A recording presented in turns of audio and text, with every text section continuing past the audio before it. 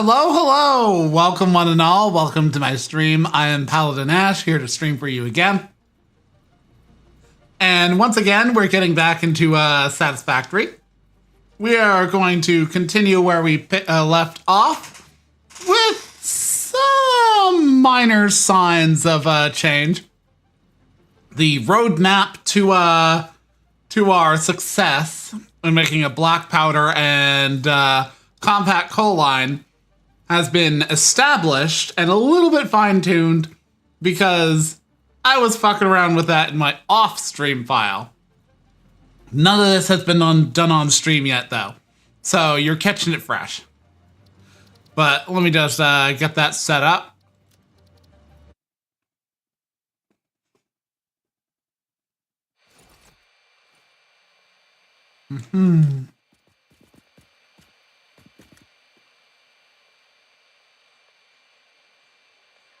Also, I just want to check something.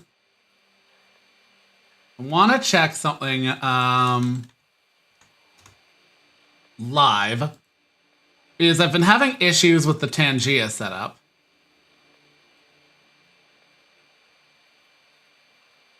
Let's see. Test that.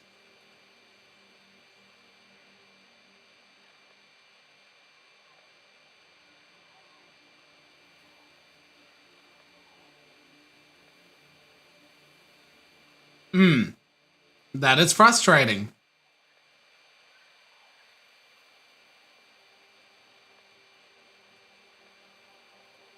Let's see, control audio via OBS.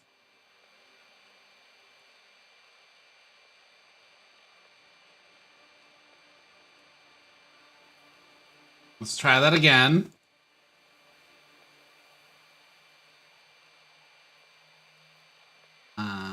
Where are you?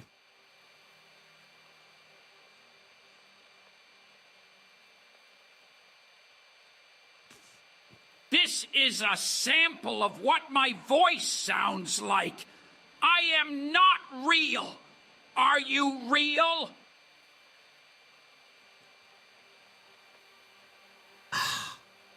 So, if I make OBS play that,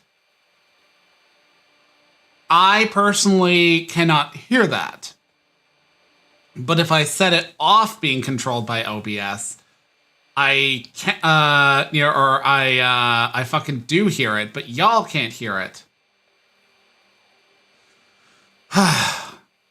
This is so frustrating because, like, when I ask Bo about this, he's like, I just slap it into OBS. It's like, I'd like a little bit of guidance here. If you would, if you please. Whatever. Let's get our roadmap up so that you can actually see what I'll be doing.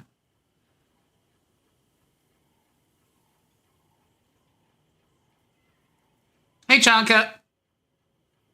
Playing Satisfactory. Just getting my necessary shit going. There we go. Let's move... No, not that. Let's move you somewhere a little bit... There we go.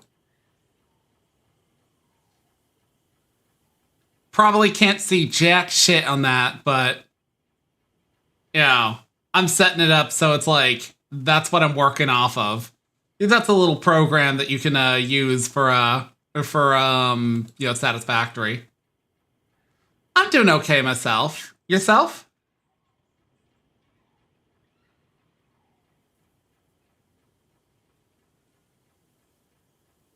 Okay.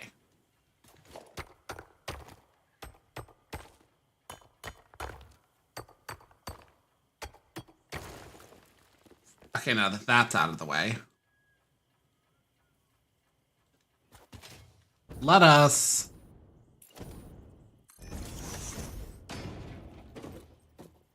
pave the way. Literally.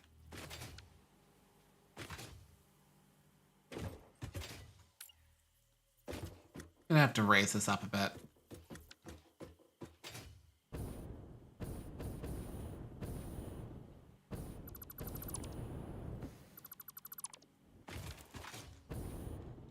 let's set it about to this height. Foundation.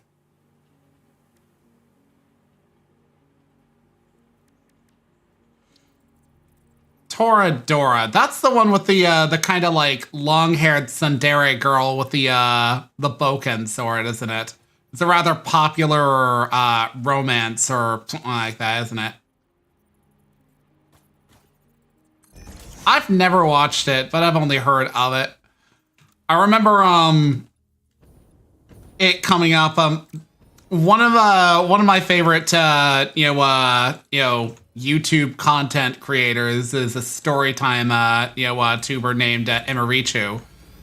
She's like got a lot of connections with people like Jaden Animations, Sea Dog VA, etc.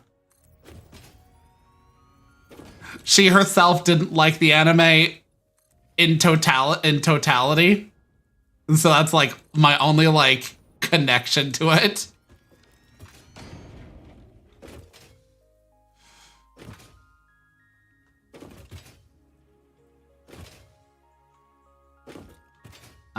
Okay, I'm gonna have to move this pipe because it's in the way.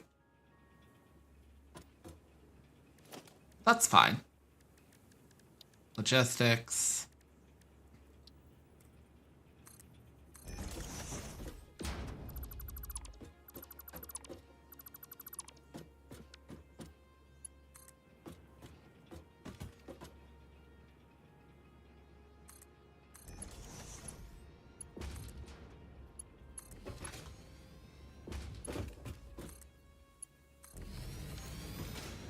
So I'm gonna need, all right, about to suffer. I'm gonna need quite a few things. Also, moment, I'm kind of like on and off eating. So I tell me if my mic is picking up anything, because I'm not like wearing a headset mic, but my mic is pretty sensitive.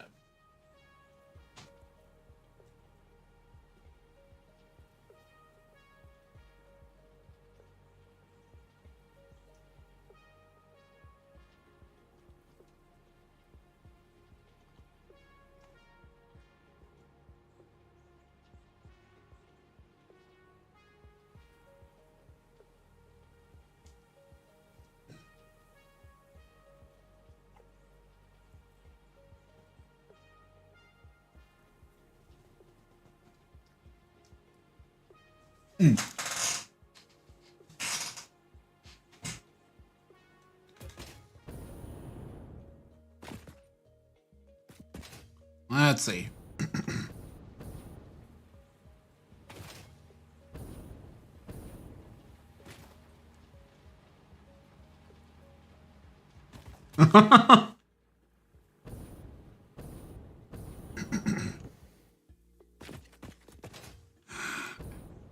I mean, that's a pretty good choice.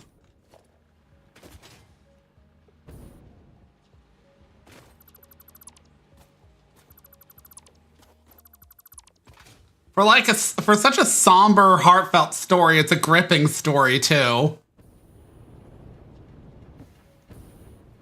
Like I remember I watched all of that within a short span that tied into me being over at my mother's place for the better part of like 2-ish weeks. And what did I just...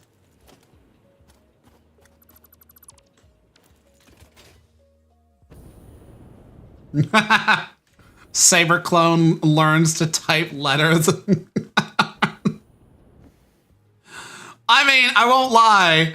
I went into that, like, being somewhat aware that it was, like, basically, like, I don't want to say, like, what's the term? Not tragedy porn, because it's not really it. It's not like, oh no, everybody's got tragedy. It's more like everybody's, like, lives have been, influenced by, like, loss or will be influenced by loss. And, there are ways of, like, smoothing that over or helping the passage of, a person from this world, or giving somebody closure at the end of their life or at the end of a loved one's life and whatnot. You know, so it's like a very somber series. But like I went into it thinking, like, knowing that, and I still basically got mad afflicted.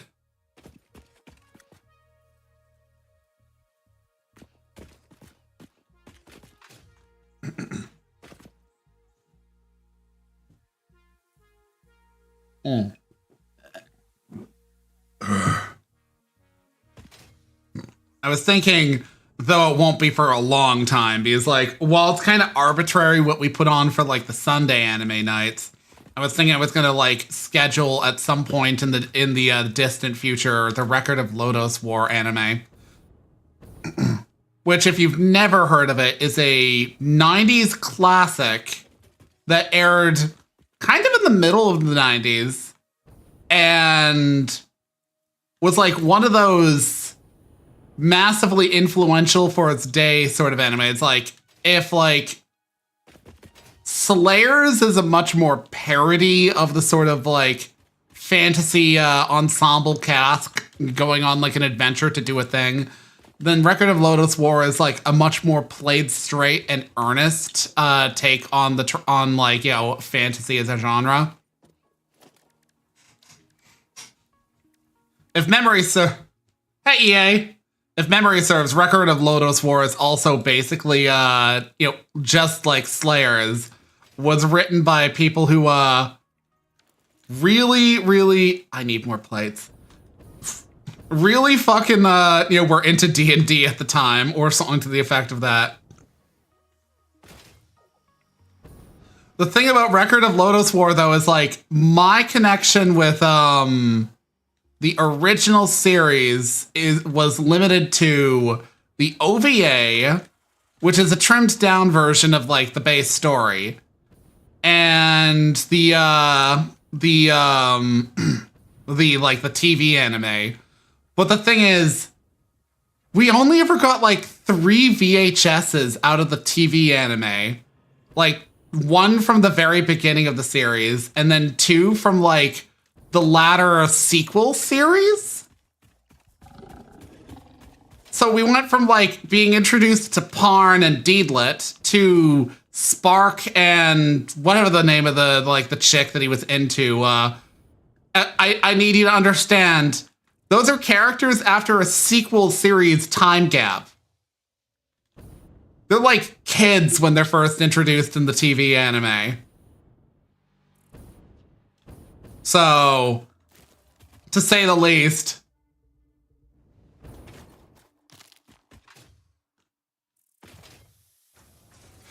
To say the least, I'd like to put it on the list because I personally never saw the entirety of the series.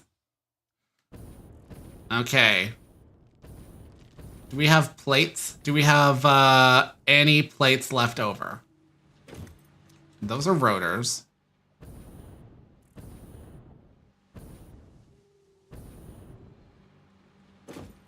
Okay. That's exactly what I needed. Okay, good.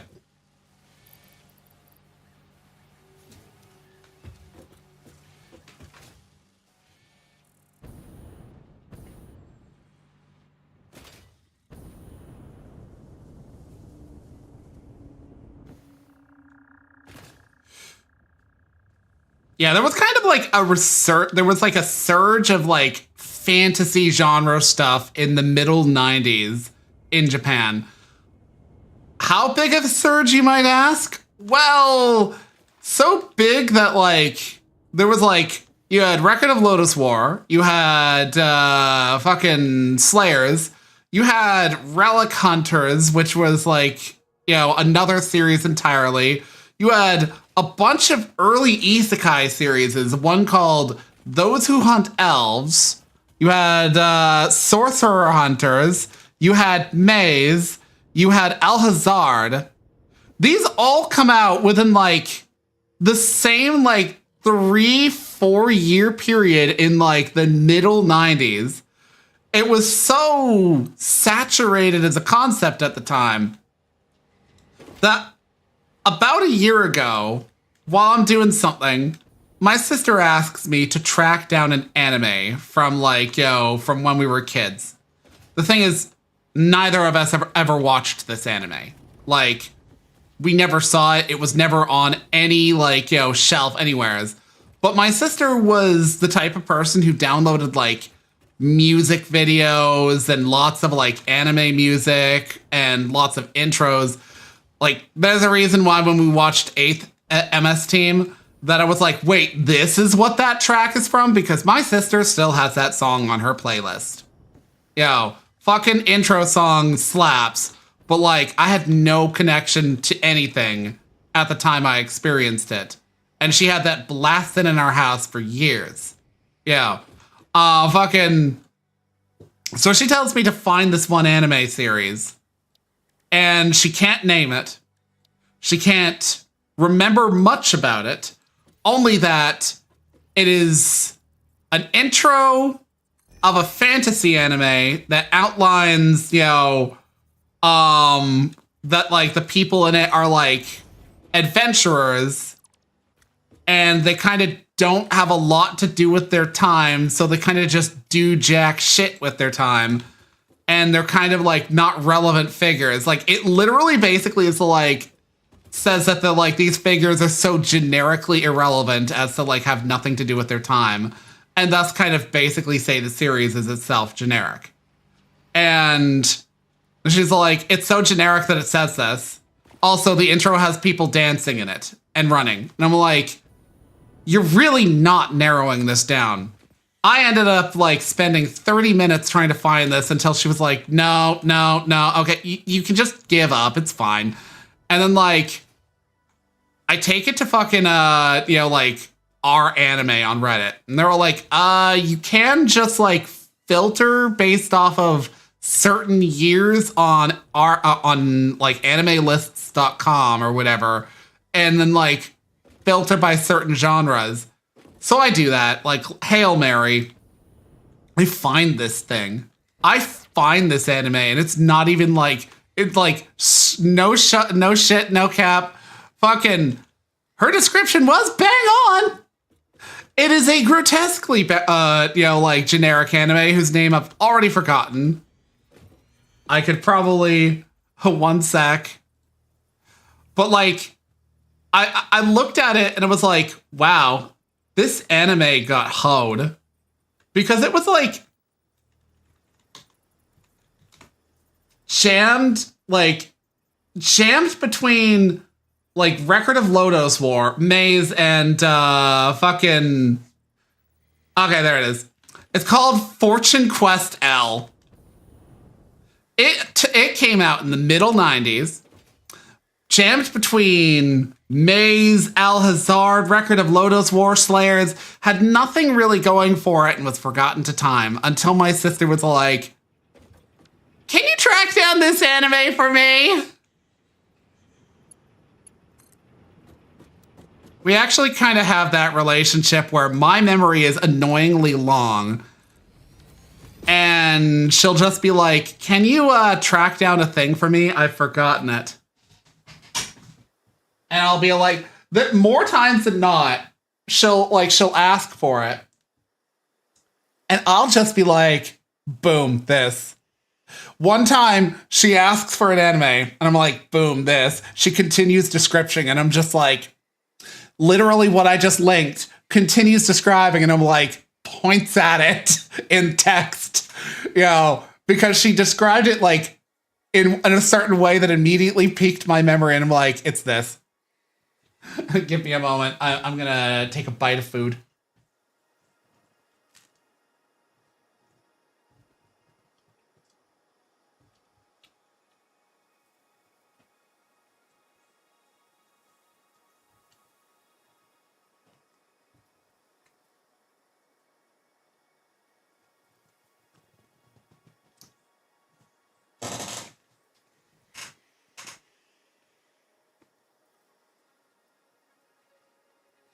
I think one time she asked me about this song that was in the American dub of Sailor Moon.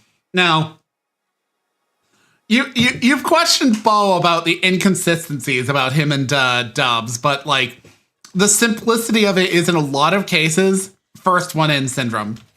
If we experience dubs before we ever experience like, you know, the Japanese language, it becomes weird to watch it in any other language. So like fucking the Sailor Moon dub by Deke. Yes, I know it's not a very good dub, but it is a nostalgic dub. I grew up with that. It is funny too because like I want to say they changed studios for the dub from Deke to Clover. And that was roughly where Sailor Uranus and Neptune were introduced. And if you've never watched Sailor Moon Chanka, they're lesbians. That is just like an overt thing. It's not even like a questionable like thing. At one point, yeah. I'm sure you also know that the Clover dub recast them as cousins and tried to frame Sailor I think it was Uranus as a male, but without really saying is a male.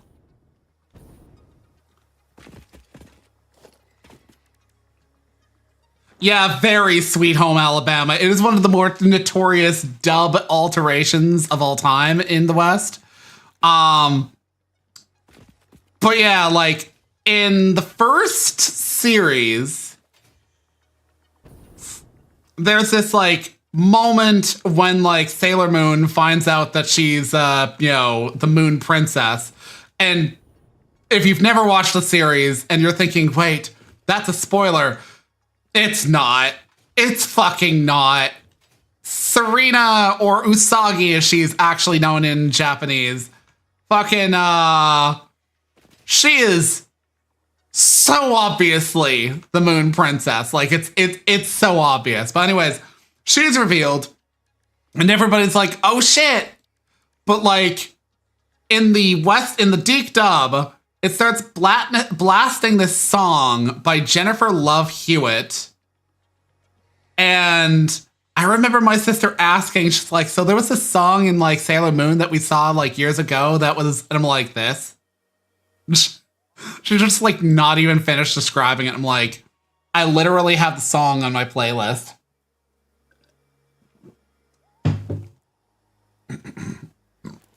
It is absolutely like it's nostalgic, even if it's a bad dub. Okay, I need to actually, in between food, do things. So let's see.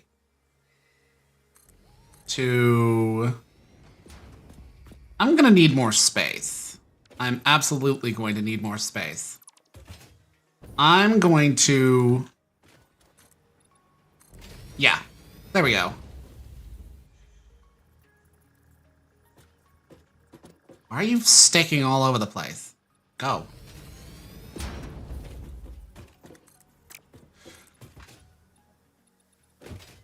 I can't even remember, like, you know, all of the, like, Western names for, like, like, the Sailor Scouts. I only remember Serena, Ray. Ray was Sailor Mars. I can't remember Mercury's or Jupiter's or Venus's names. But if I had to pick a favorite Sailor Scout,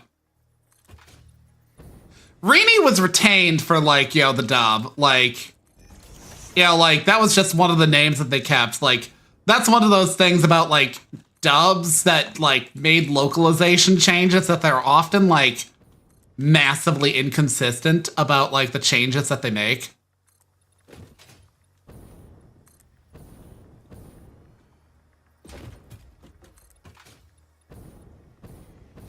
I personally am not as persnickety about dubs as, like, you know, even Bo is, but I will say there are times where it's like, I'll, like, listen to a dub and be like, what is that voice choice? Like, what are you even doing with that? I think I'd be okay with Apothecary Diaries as dub, but I do have some problems with line delivery. But it is a fucking, like, a solid-ass dub from what it sounds like.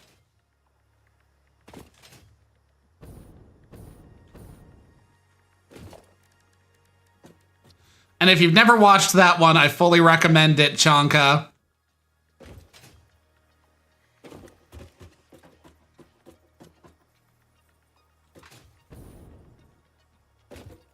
Apothecary Diaries is like an absolutely solid anime.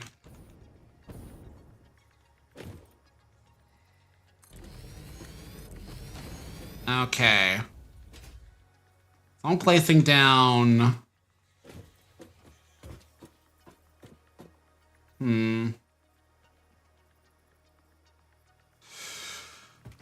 Okay, so...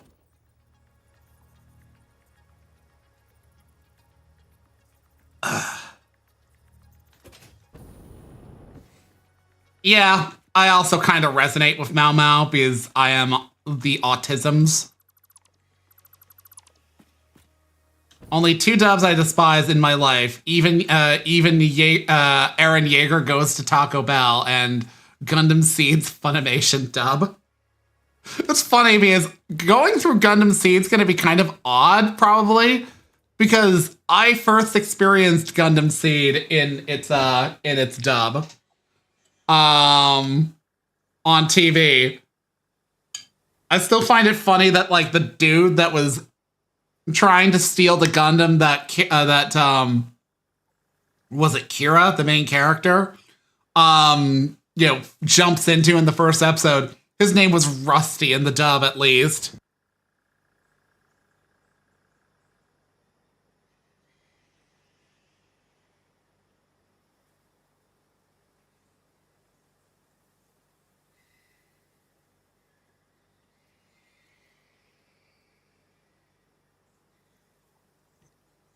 Sorry. Eating soup. I made chicken soup last night. It's kind of one of my easiest to do recipes, and it's one of the ones I've kind of cobbled together myself over time.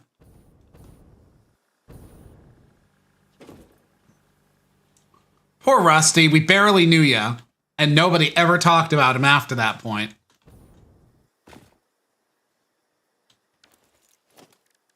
I guess you could say people's memories of him was a bit rusty.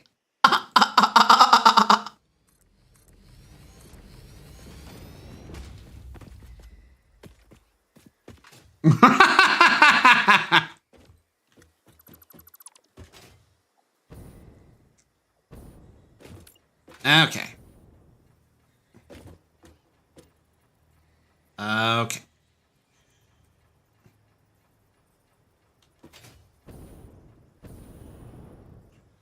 Let's...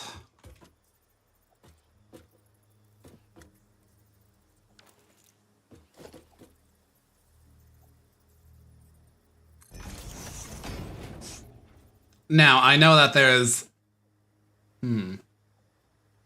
just around enough. Yeah, okay.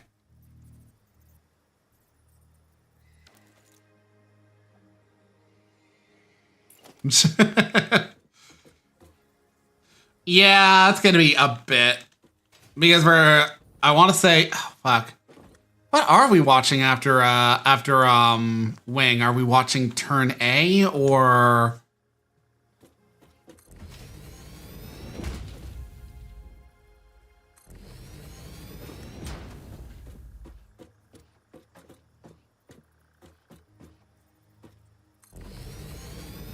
I can't even remember.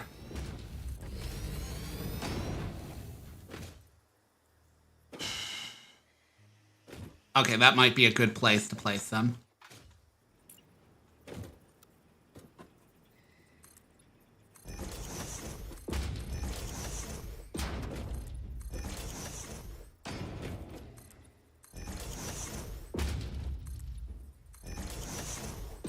Yeah. I wonder if we're actually going to get through all of fucking Gundam Wing, because look, we've already experienced peak Gundam Wing. Now experience prototype Gundam Wing. Yo.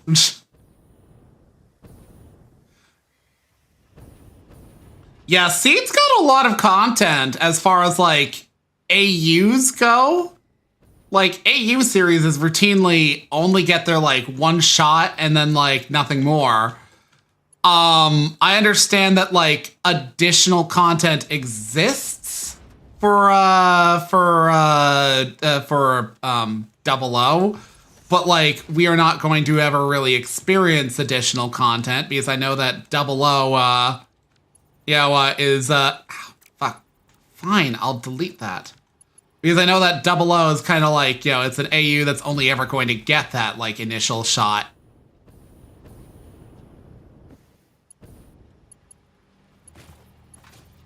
Okay.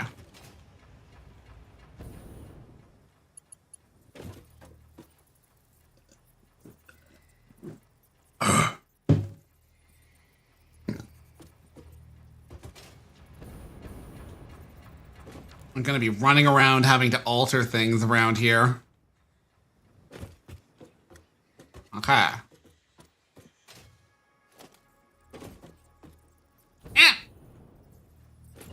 Okay. That's there so that I have some peace of fucking mind. Do I have the lofted? No, I do not. I need some space. Special. Okay. That'll do. It's an ugly placement, but I don't care. I kinda need this.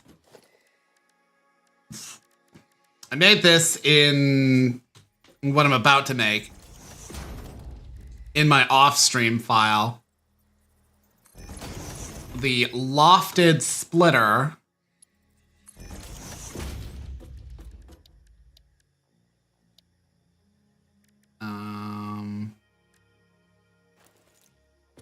I want that to be a little bit higher.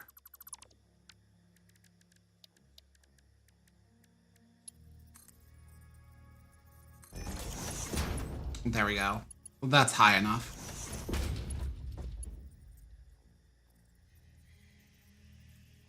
That's the splitter. Okay, I'll make a lofted merger next, but first, lofted splitter.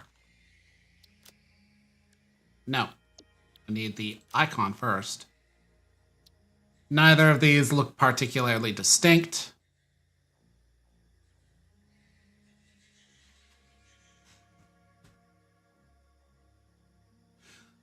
I might have experienced the Ocean dub because I'm not sure which aired on TV and which replaced that. Because I think the Ocean dub probably aired on TV. I want to say it aired on TV before the fall of, say, like, 4Kids, which was around at the time.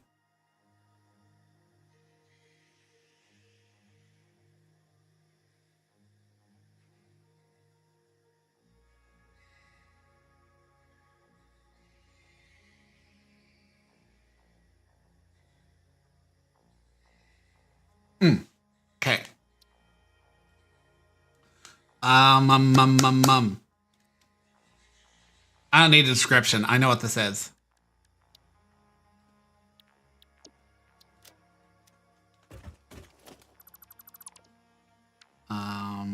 Murder. Don't do that. There we go.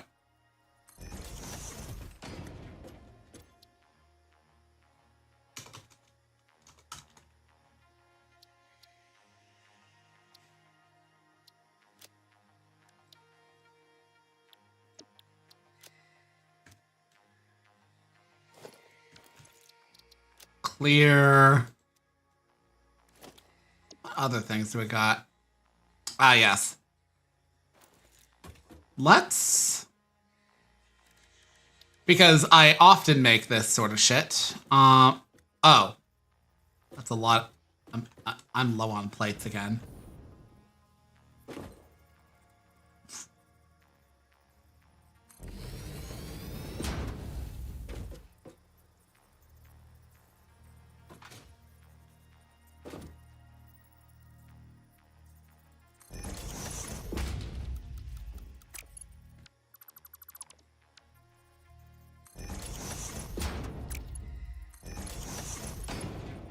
Okay. That's as far as it needs to be.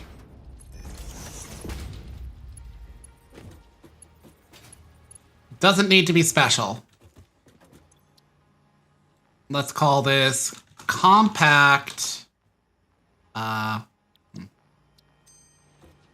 Which way is this going? Going to the left. Left going compact combiner. I forget what the piece of machinery is called. There we are. Assembler.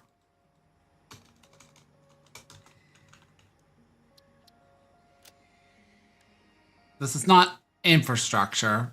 It is... Add a category.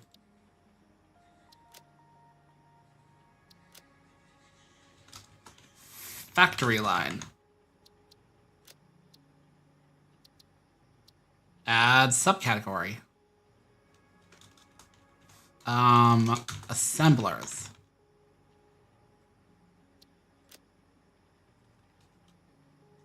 Fabricators.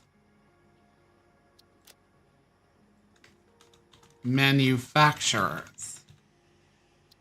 I think that's what the bigger ones are called.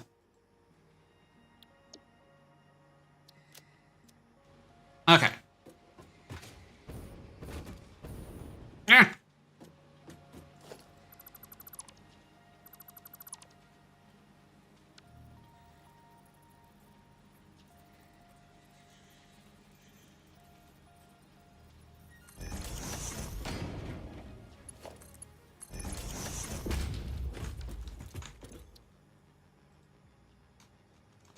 Cross. Let's call it cross going.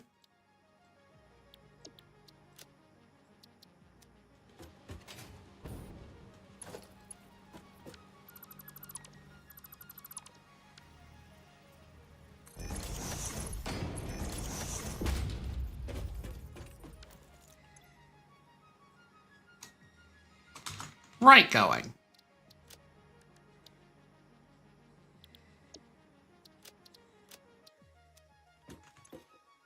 Take all. Throw this out. Oh no. I want to go over there with the bees.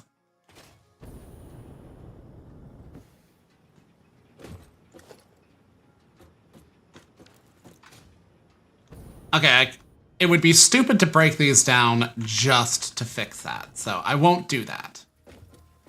But...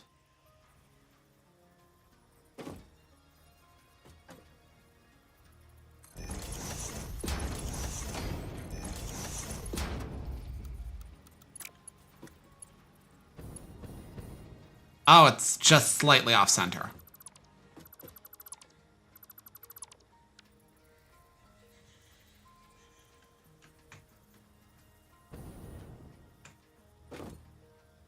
I think that works. No, they're actually too close. Okay.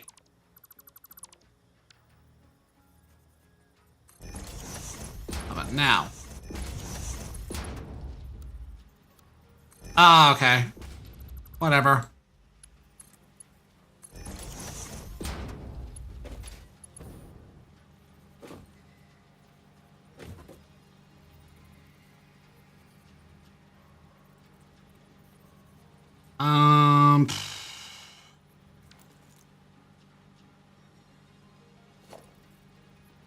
Oh, right. For this, I required the smart splitter.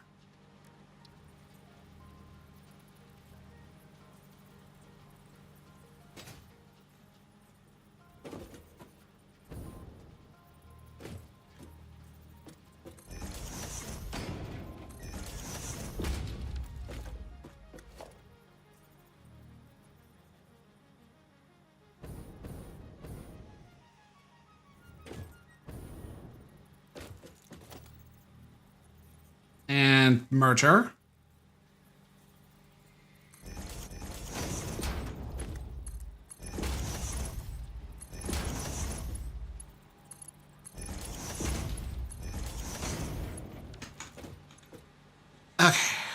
Any.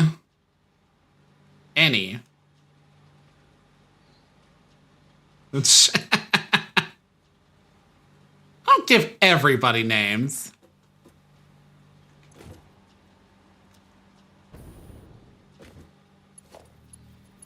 It's just that I'm kind of woefully bad about remembering names.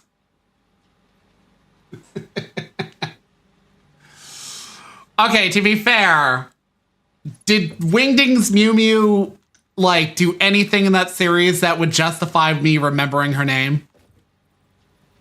And when I say, like, anything, I mean, like, anything, like, worthy of her being a person that you'd ever want to have in your life. Ever.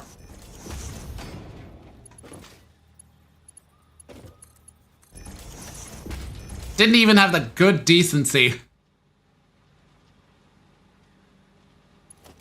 Didn't even have the good decency to acknowledge that, like, you know, her brother's passing was meaningful. Which, okay, to be fair, it wasn't. Because she promptly got herself killed by being an idiot. If she had gone with Setsuna, she'd be alive.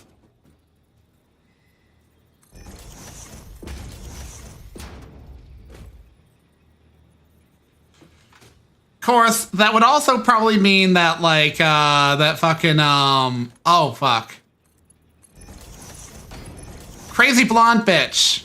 You know, chick who hates celestial being.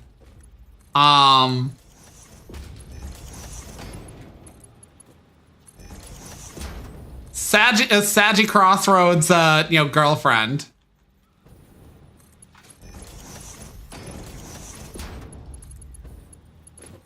I feel like if Wingding's Mew Mew had gone with Setsuna, she would have fucking died. Because let's be honest, I don't care if she was an emergent new type. She was going to get fucking, like, you know, absolutely, like, cleaved into chunks by Setsuna. That's just like accepting reality at that point.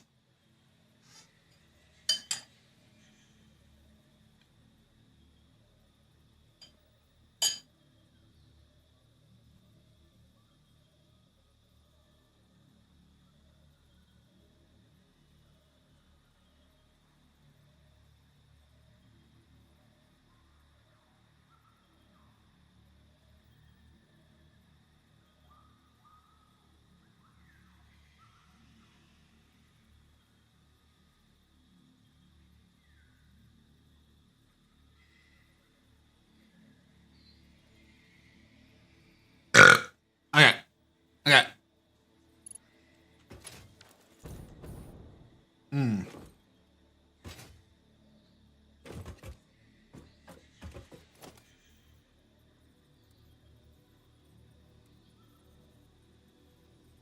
Merger.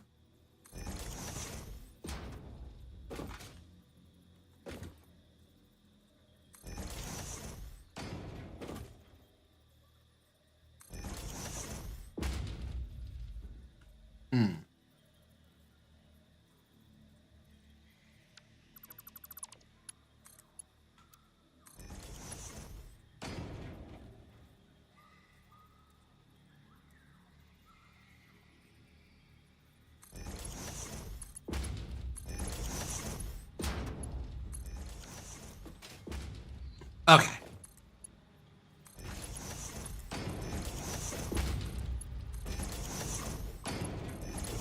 Slowly but surely coming together. The thing is, I kind of, like, figured out this, like, setup in between streams, so you're seeing the product of experimentation.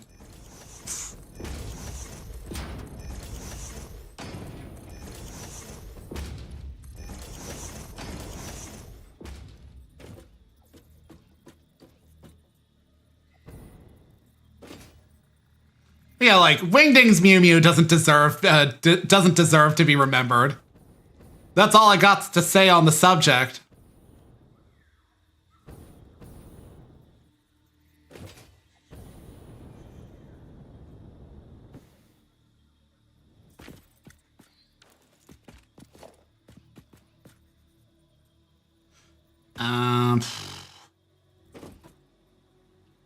That's the splitter. No, wait, no. Is that the... Yeah, it's the smart splitter.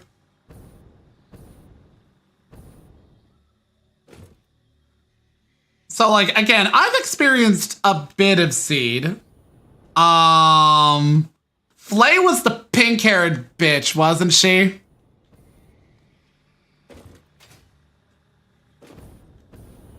Not Lacus, mind you. There was a couple pink-haired. I can't remember, actually, what Flay's hair color was. I remember liking Lacus, but, you know, I think I might just like demure characters.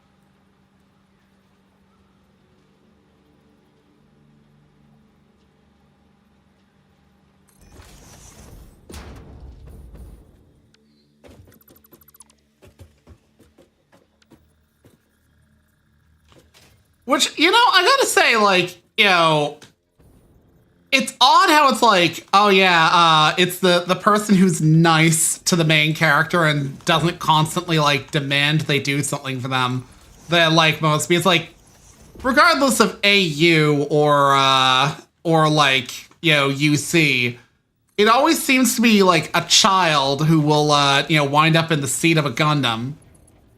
And so you're like... They're dealing with all this trauma, and then, like, if they raise even a little bit of an issue, they start receiving a lecture from some old-timer whose skin is barely in the game, you know, telling them, we need you, you gotta do this, nobody else can do it. It's like, okay.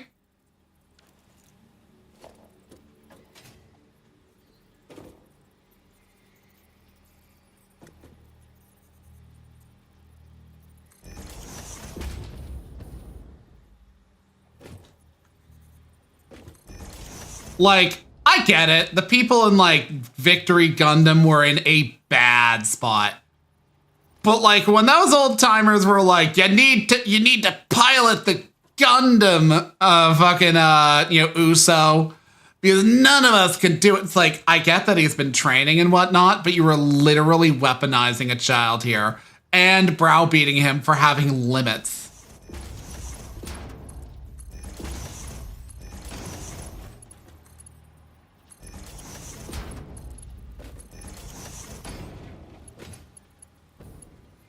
Like, Victory was great, but it had some frustrating moments in it where, like, people were just basically like, yeah, I think it's time that we made this child know that war is horrible and be okay with him killing people. It's like, oh yeah, okay. You know, next stop, the Groom Groom Express.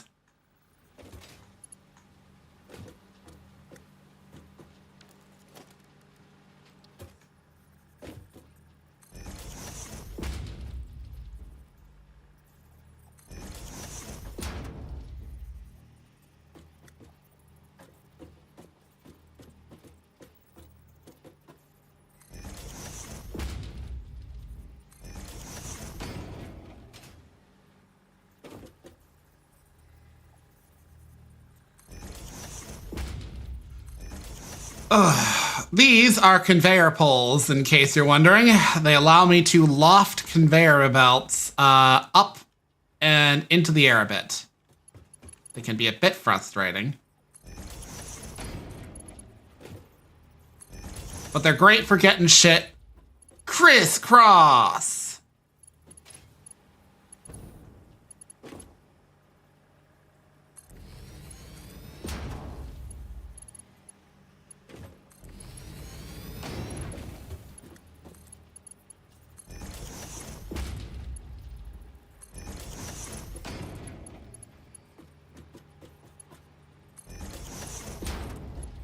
Yeah.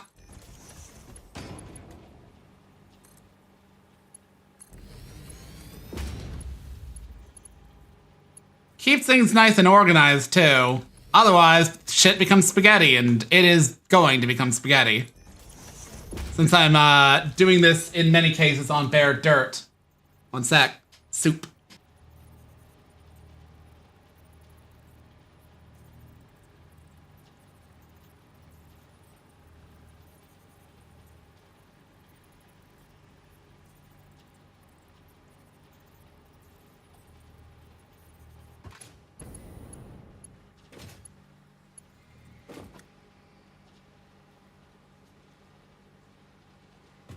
I'm gonna have to go and check the various things.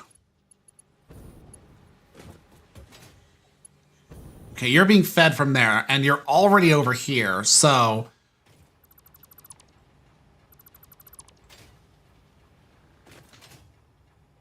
Let's see. But I'm gonna make you go over here.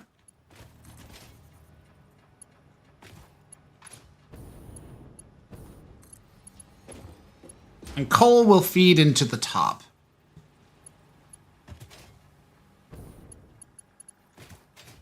Actually, damn it.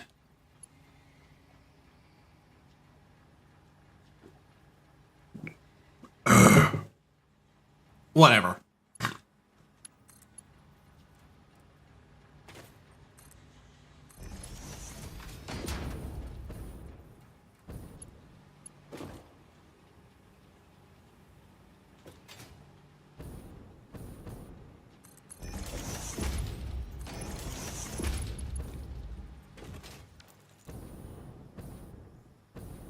Honestly, from what I remember of Gundam Seed, the, okay, here's the thing. I watched Gundam Seed when I was a little bit younger, and I was kind of, like, catching it intermittently. And you really can't do that with a Gundam series. Because, unfortunately, Gundam series demand your attention a lot. I got hoed by that experience, so, like, I was often, like, kind of not totally sure what's going on. Like, one episode, Kira's accidentally, flying too close to a ship that gets caught in the crossfire. And they were like, no, why would you do something so stupid? And then, like, the next episode jumps ahead to some other shit. And I was like, what's going on?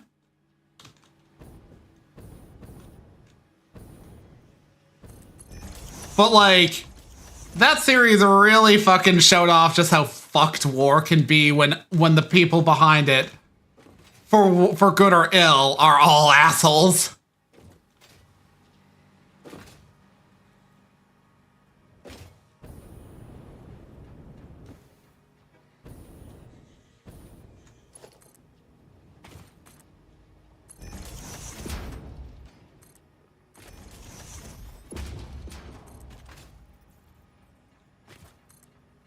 Funny, in retrospect, the Honor Harrington series' later game story basically involves a similar issue of genetically modified people versus, like, you know, the normies.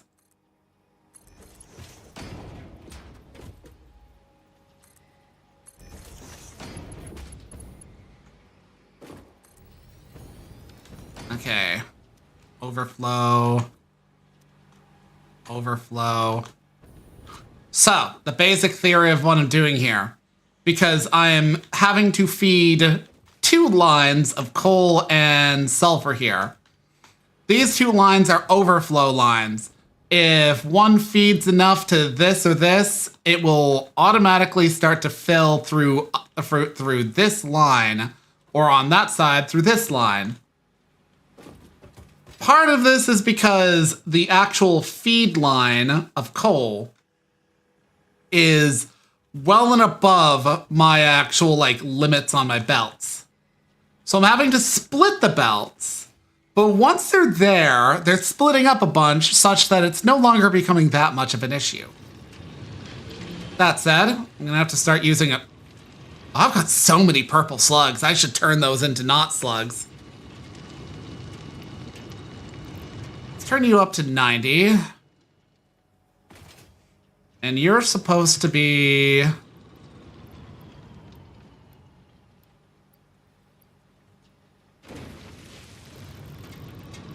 You can't be more than 480, so let's put you to 480. Okay. So their off feeds are set up.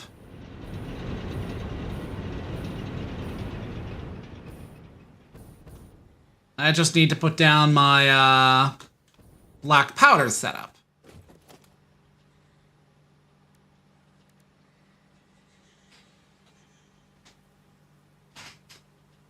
I mean, that's fair. New types are, let's be honest, space magic. Like, I'm not even going to deny that. Like, okay, psionics is just sci-fi acceptable magic. Yo, it's like a thing in the, like Star Wars. And the more you get into like the nitty gritty of what the Force can do, it's basically magic, but they don't call it magic because, you know, it's sci-fi and, you know, you don't call shit magic and sci-fi unless you want to be like science fantasy.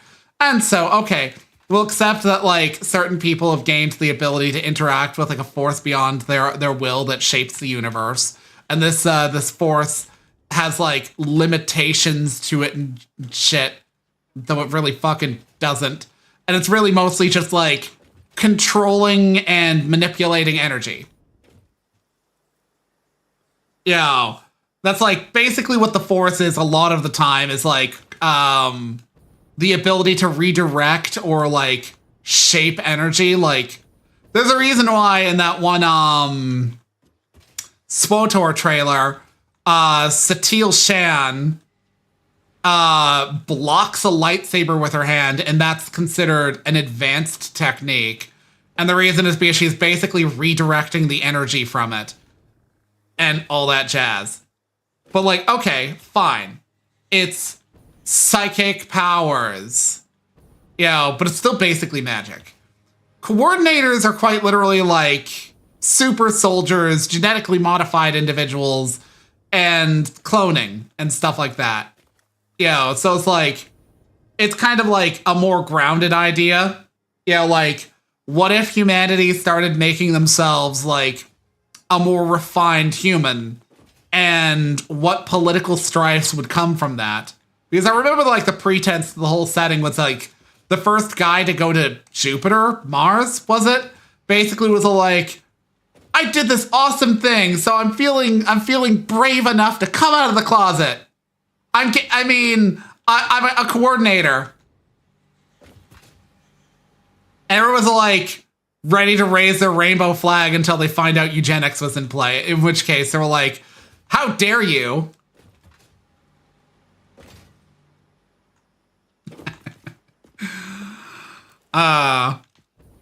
To me, it just seems kind of like asinine, because I feel like an ideal future is one where our ability to account for like crippling flaws in the human genome is a thing within some reason, because I feel like we'd go down a dark path if we got to a point where we started saying we need to perfect the human, genome. Like, there is no such thing as perfect. We are always going to suffer for some inadequacies of our shape. But, you know, I think it would be nice if we didn't have to deal with the threat of Huntington's or genetic blindness, you know, and stuff like that. Like, yes, I am saying that certain people have disabilities, and those disabilities are not a good thing to have, no matter how much the deaf community has created an entire society surrounding, like, being miserable about themselves. But fucking, like, here in reality, I feel like it's pretty reasonable to question, hey, maybe the ideal would be for everybody to kind of like, everybody to like not have to like suffer these things. Like, I'm not miserable for being autistic, but being autistic has not made my life necessarily any easier in various ways.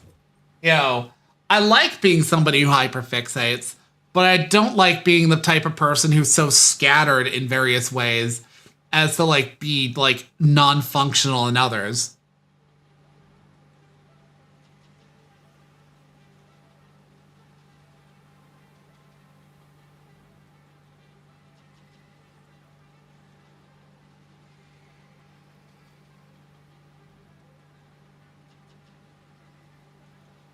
So it's like, it is a politically dramatic statement. Because historically, when it comes to like, sorry, getting myself a sippy. When it comes to, you know, societies being like, oh, we should perfect the human genome, it ends up being like, okay, now step up and get ready to be like sterilized.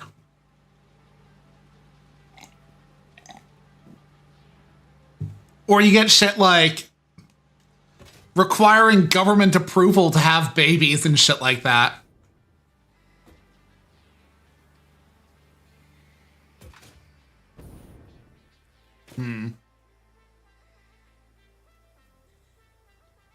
Like, we do have to be conscientious about the dark side of sciences, but we also have to be conscientious of, are we, like, jumping at shadows?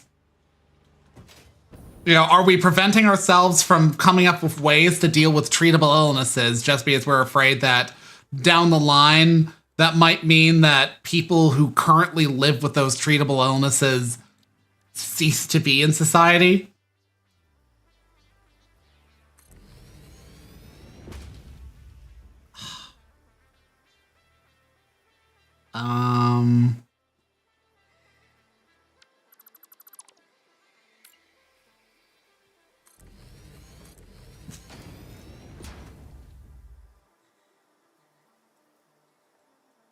Hello, this is Donald J. Trump.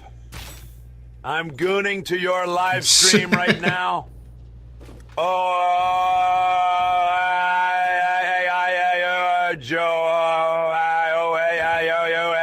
Hey, evil autism.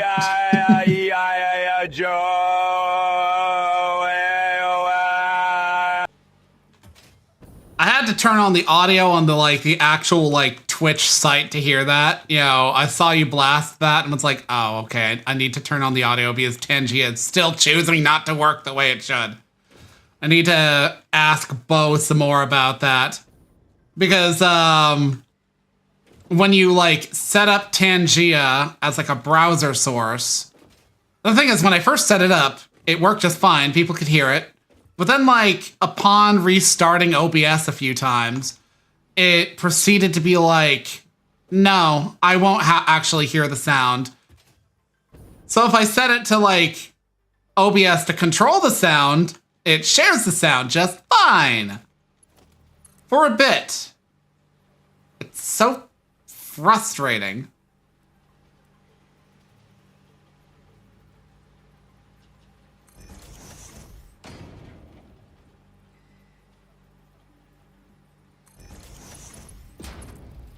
Okay, connect you here.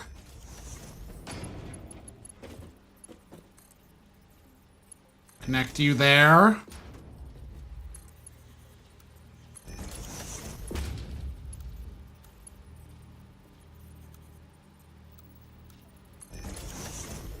Connect you there.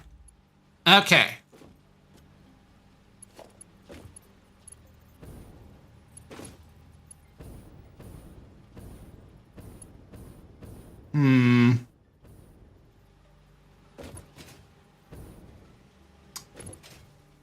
This is going to require some consideration.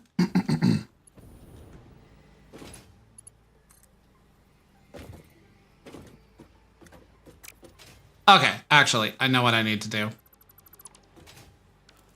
Smart splitter.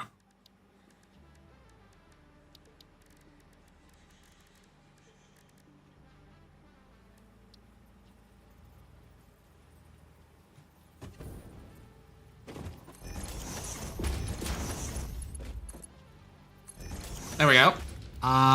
Okay. Any overflow?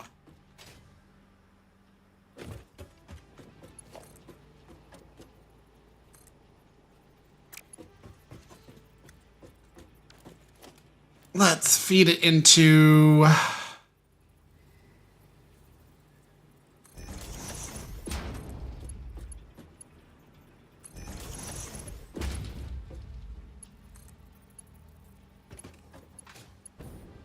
Why are you feeding into it like that? There we go. Okay, okay, okay. That is all set up.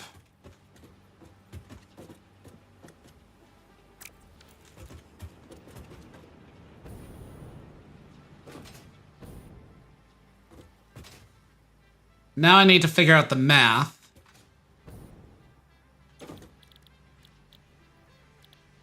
I don't have the fine black powder recipe. Actually, why would I have the fine black powder? Actually, yeah, one sec.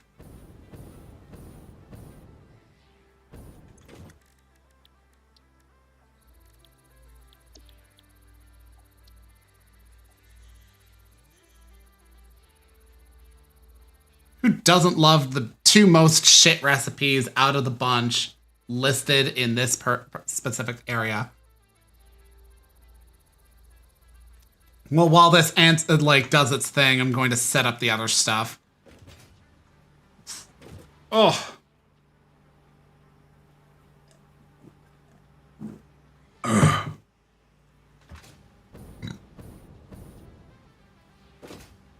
As it stands, I don't really need to turn on the black powder things for a bit.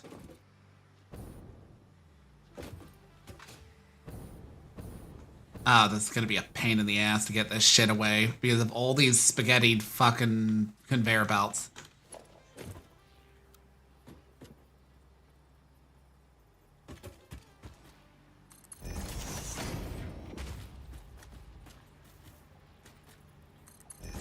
But yeah, coordinators from you know, Gundam Seed are some neat shit.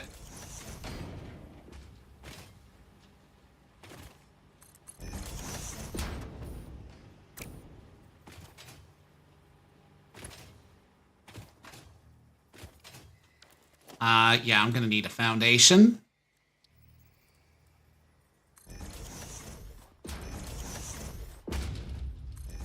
I still find it funny that, like, I came away from, like, my family evening thing to, like, catch, like, the last 2 episodes of Foundation, which I'd seen before, or, like, the last episode of Foundation, which I'd seen before. But it's still one of my favorites, because it's just so fucking much dramatic shit is happening. So you're, like, vacillating between no and yay and no and yay.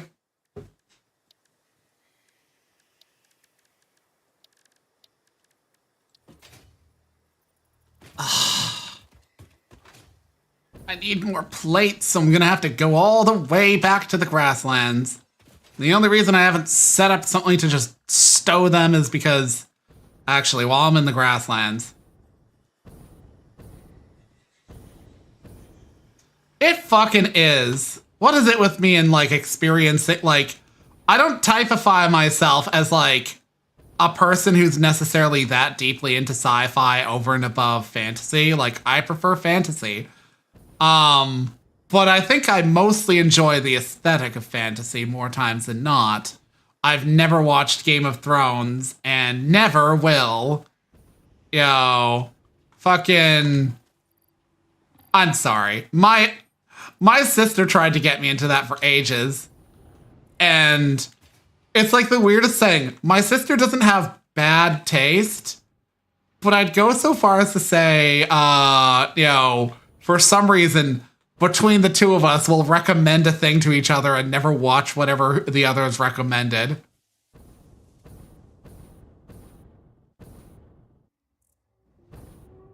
Like, she recommended this one series, Silo, to me, when I was talking about Foundation to her, and I'm like, that sounds interesting. I'll probably never watch it now for some reason.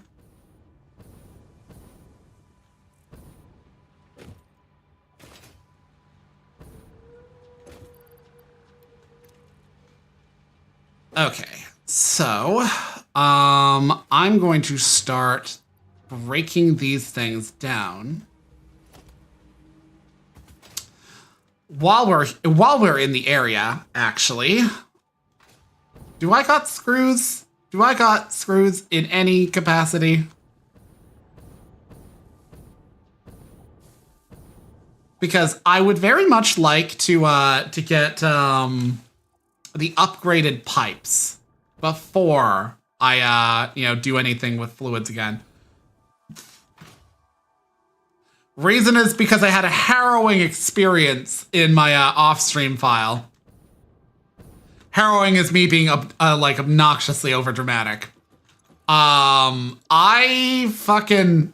Oh, yeah, I'm plunking that in. I need more rotors. Yeah, for transporting fluids. So, like, the base pipes can only carry 300 cubic meters. You know, and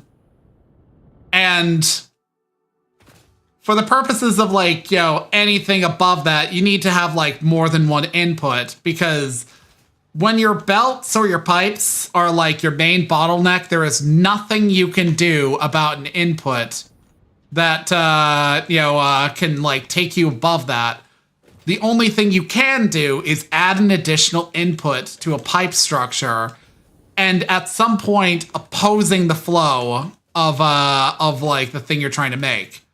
Because if you're trying to deliver an input above the capacity of your piping and conveyor belts, it's just not going to happen. Like, that is your one, like, non-negotiable bottleneck. Like, there's not really anything you can do about it. It is frustrating. But getting my vehicular transport out of the way, because it's going to give me extra slots. And while I'm here, in a fit of ADHD, I'm going to set up probably some screws to make. And the reason for this is because I want to see if I can't get the pipe stuff out of the way. Okay. Go on. Only sending that off because it gave additional slots. Permit pioneers to move around the world in a manner similar to not hypertubes, except with wheels and the rampant these consumption of natural resources. They can also be automated to self-drive and deliver resources okay to stations, which in turn facilitate automation of loading. I'm not hurting for modular frames. What I need for this. Can I even make these?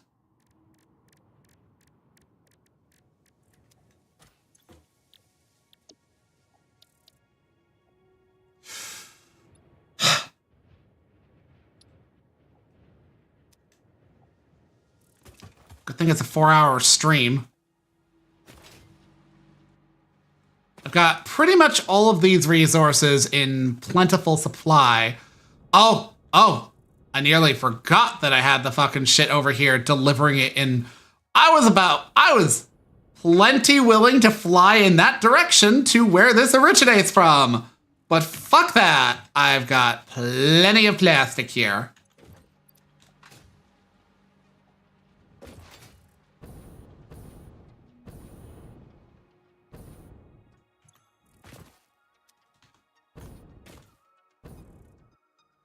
This ran out of fuel. Ah, a pity.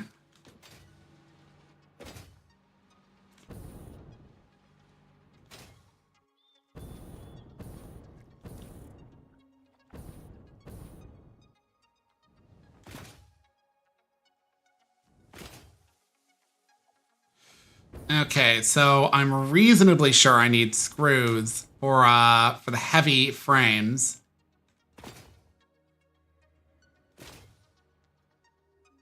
Which I cannot make until this comes back, so I'm going to go grab myself some engines.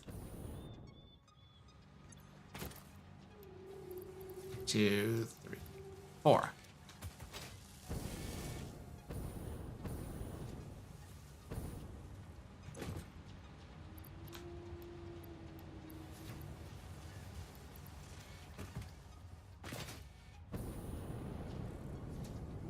Now, why did everything scream to a halt? Did I turn everything off?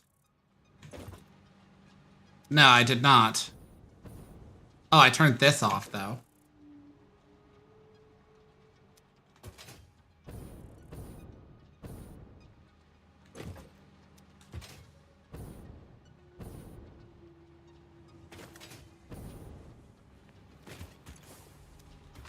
That's never going to run dry. With respect, go away. Actually, forget the word respect. Get the fuck out of here.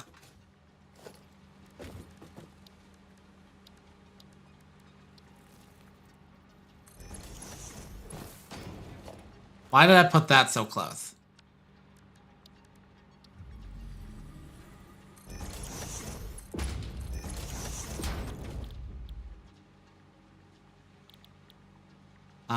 Four screws and 20 years ago.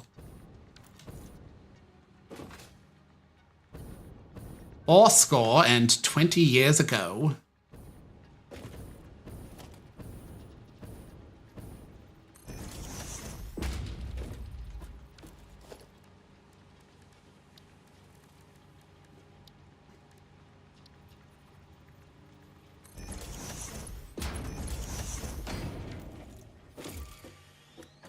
Hey Chanka, what's that one really fucking banger American like Revolutionary War song about the flag that's apparently like, again, it's a banger, but it's like grotesquely long if you include every verse to it?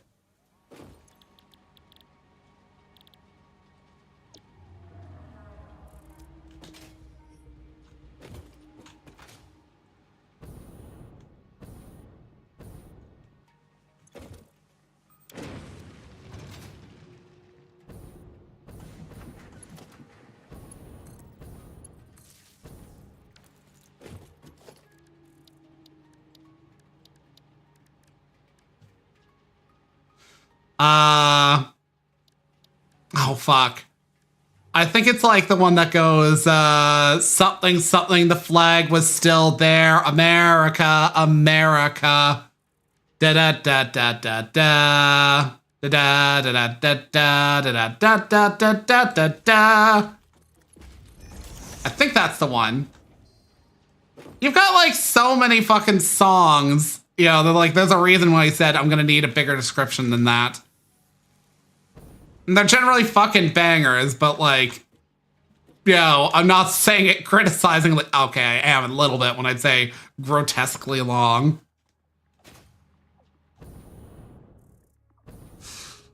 Considering that was like written when they, when people did shit by hand.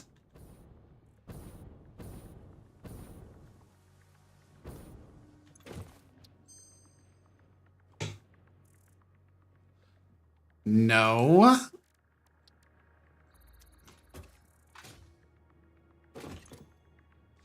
I only ask because, like,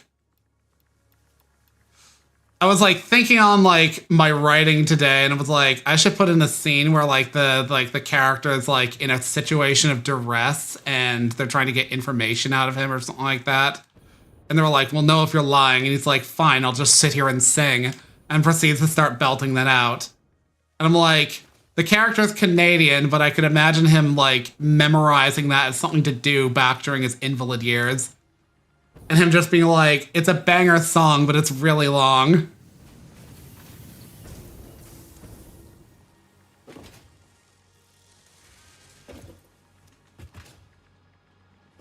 Oh.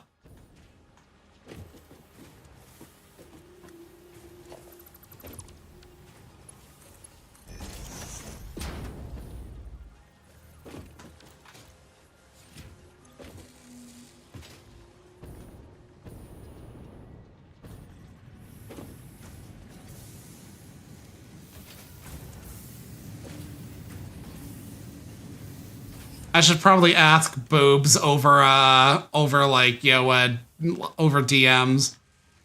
He'd know purely because he's the type of person to know that sort of thing.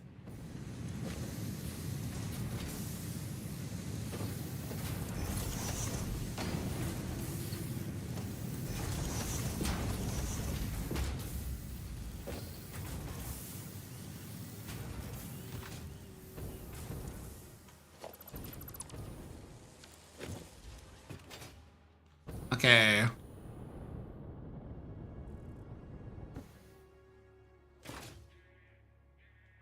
course, his repertoire is also mostly Civil War era.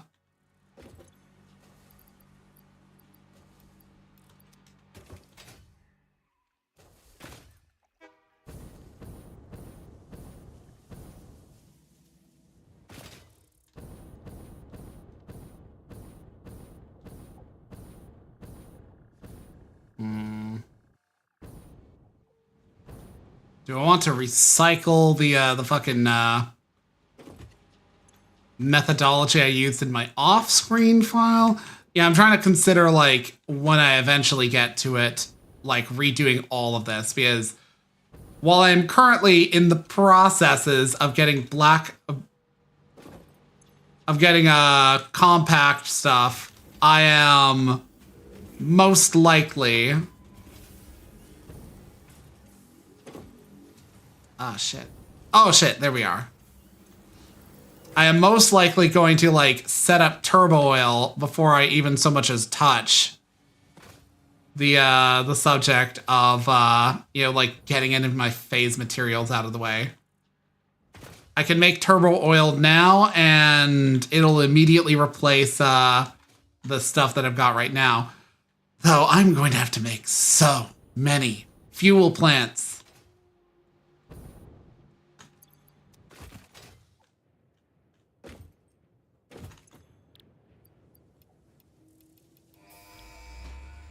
Be gone. Milestone reached. Manufacturers can receive up to 4 inputs for the production of complex parts, such as computers and heavy modular frames, but most importantly the 2 new project parts.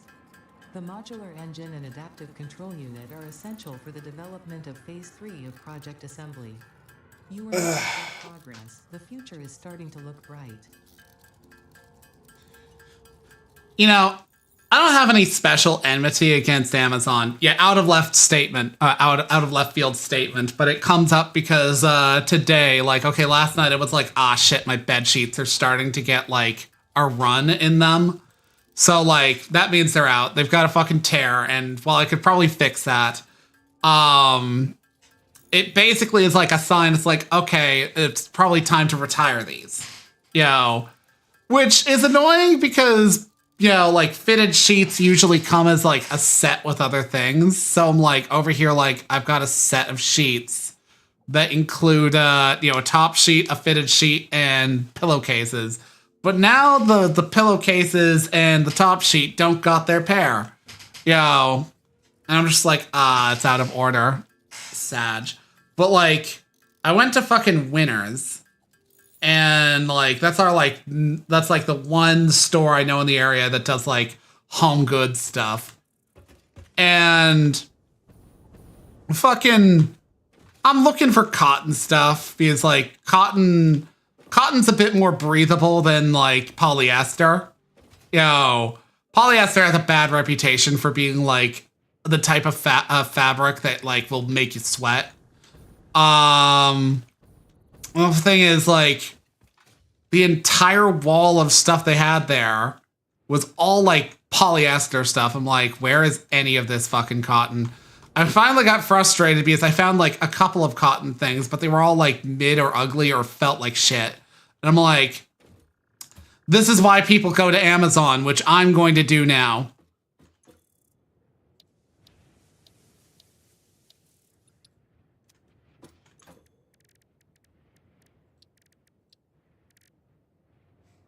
Okay, so I need 50 of these things, which means I need a whole bunch of screws. I mean, yeah, but it's also like in North America, it's so fucking prominent, cotton, like in clothing. Like if you want something that's not cotton or polyester, you know, then that's your problem. Like linen, like actual flax linen is expensive. Like if I were to buy linen sheets, they'd be like at least $150. 100% cotton is not terribly hard to find, especially if you're making that shit for yourself.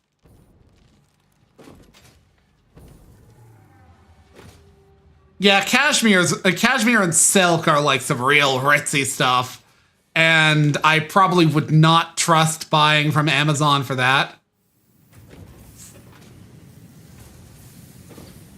Mostly because like Amazon has a tendency to like be like, yeah, here, have this totally legitimate this totally legitimate fucking the fucking silk. You get it, and it's probably just like the most obvious fucking polyester, probably with like some sort of like, like spandex or rayon in it.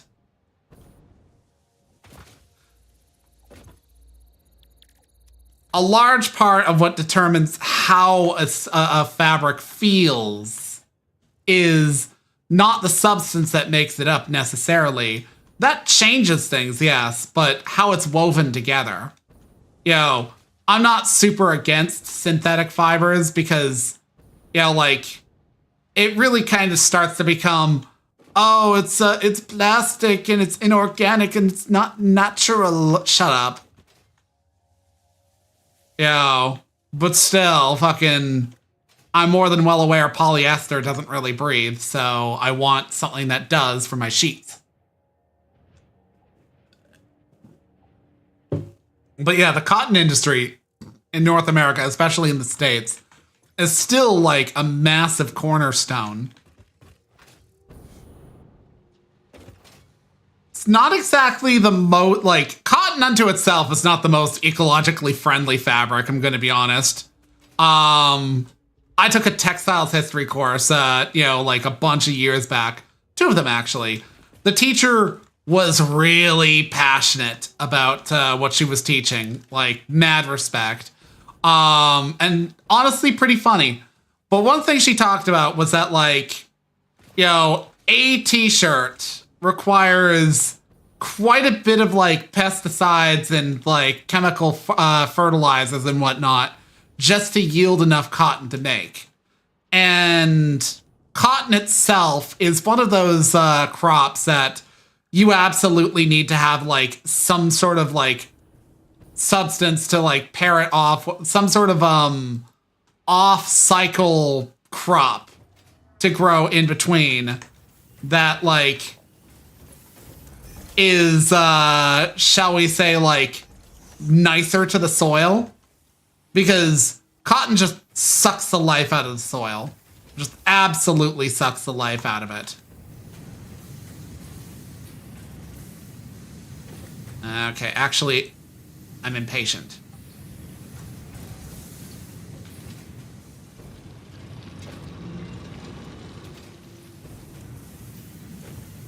$75. That's going to be $150.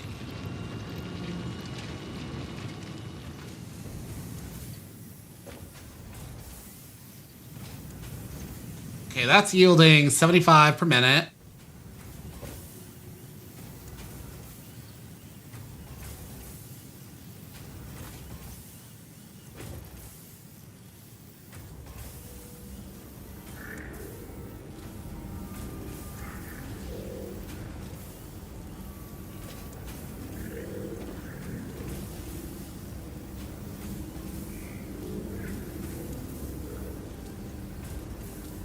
$480 is $240 down the middle, so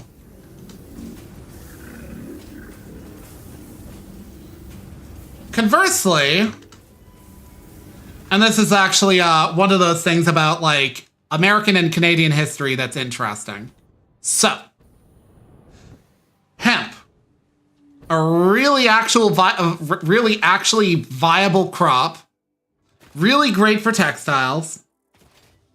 Literally outlawed only because the textiles and fucking paper industry in both Canada and America lobbied the hell against it.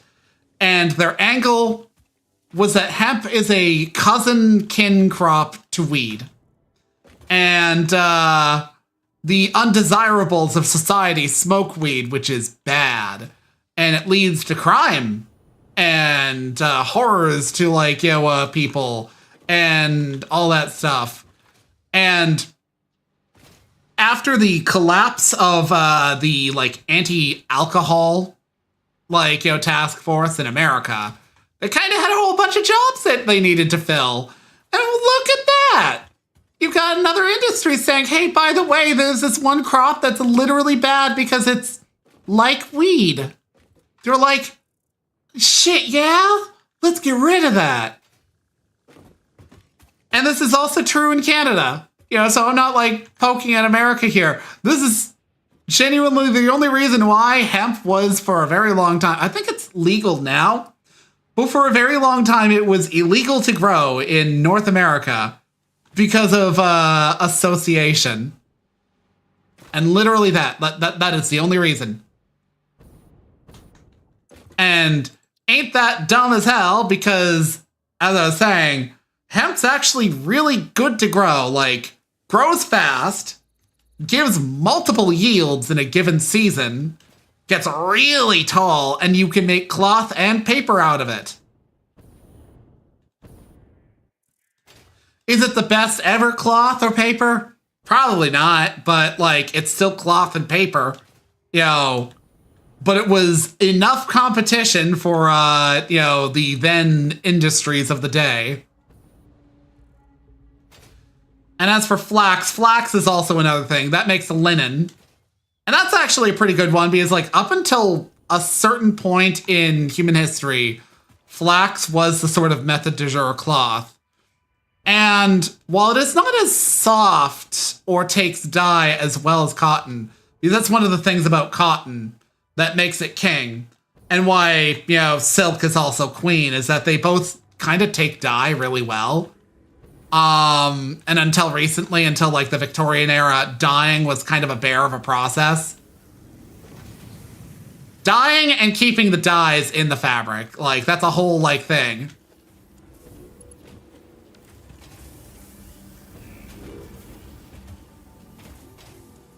We spell it with an X. That's the only real difference. We call it flax. Flax. But like, it's basically the same thing. Linen is... So like, cotton has a weird thing about it where as it is exposed to your like, your body's excretions, it kind of acquires an odor about it. Linen, meanwhile, is apparently really good for like, just like long-term use.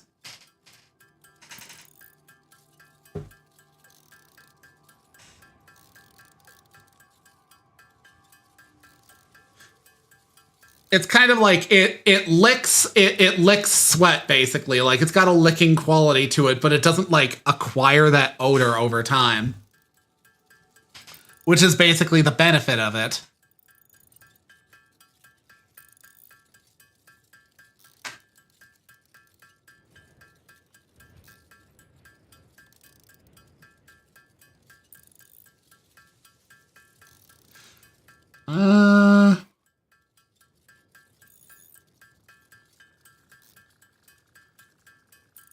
Yeah. This is one textiles historian on YouTube. I'm not sure if she has any real credentials, but honestly, when it comes to like history, if you're kind of like if you've got a hyper fixation, you're probably better than like, any university professor on the subject. So like, I'm willing to trust somebody on YouTube, like Fat Electrician. But anyways, fucking, in her case, she once talked about the subject of linen. She was admittedly like, talking in advertisement, but it basically came up that she had like a medical issue that caused her to be, in bed for a lot of times. That could probably be anything from like issues with her legs to, persistent, what's the term? Chronic fatigue syndrome.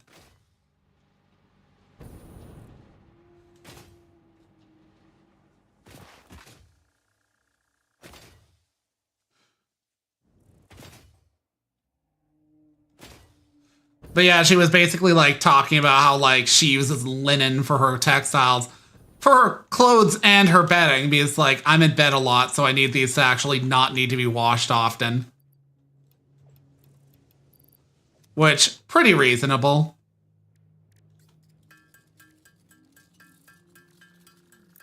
Yep. And again, how cloth feels is really just comes down to the weave more times than not. That's a thing I'm kind of slowly but surely getting a handle on as I've gotten into sewing. Because I'm autistic, and I've always kind of liked things that have like a sleek softness to them. I don't like an overly textured feel. I especially do not like it if the cloth is scratchy.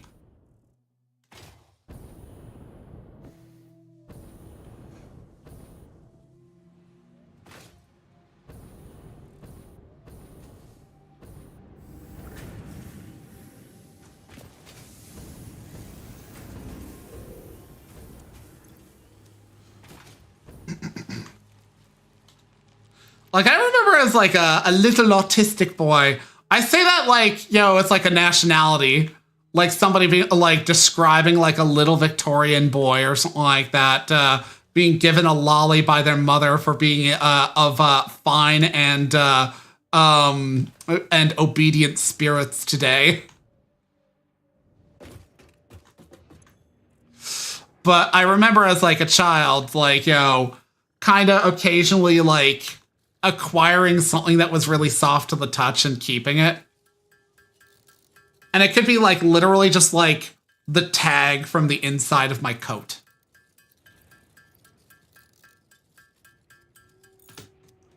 Okay. Got enough there.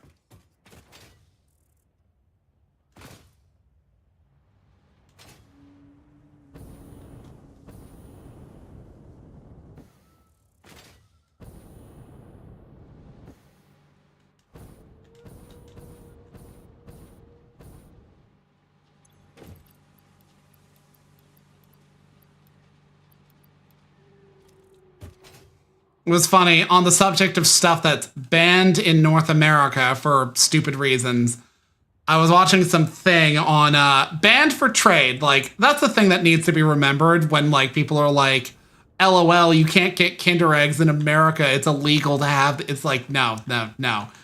It's illegal to sell them because they are a choking hazard. Like, there is a reason behind it, but, fucking, there's a spice known as the tonka bean. Yeah, I've heard people, like, that's one of those, I would place that as a myth at this point.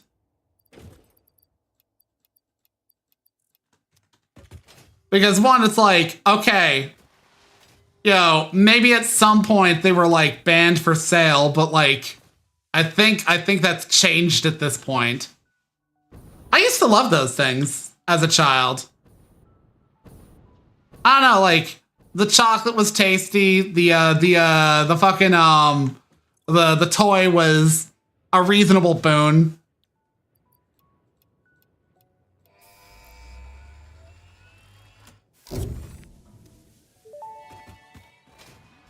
But yeah, tonka beans. It's like a fucking like somewhat obscure spice from like not Germany, from Europe or something like that. Let's see. In Germany, we just have a declaration that says not suited for kids under whatever is because the small things that can get swallowed. Yeah, but there are sometimes like certain restrictions for trade. That the more you look at it, the more you're like, this only exists because somebody was, trying to protect their businesses. Like, I don't know about the Kinder Egg. The Kinder Egg really is just like, oh no, somebody might choke on this. Like, how? No child is gonna open up their mouth wide enough and just jam an egg in there. Maybe a grown-ass adult, but at that point, they've hit adulthood without realizing that you should chew before you eat something. Or that chewing food allows you to savor it longer. Maybe they're like one of those like dirty oyster eaters who like, you know, or like, I love oysters. Also, the way you eat oysters is you like slide the meat down your throat without ever chewing it. It's like, do you really like oysters at that point?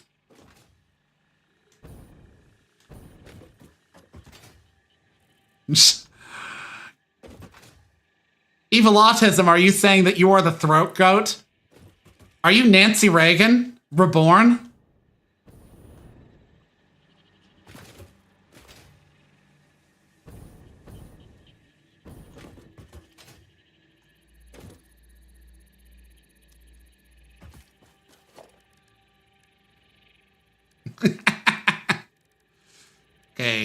Okay, I don't need anything special for these. Stupid that I needed the fucking, special fucking framework things. I think that's specifically for the pipe pumps.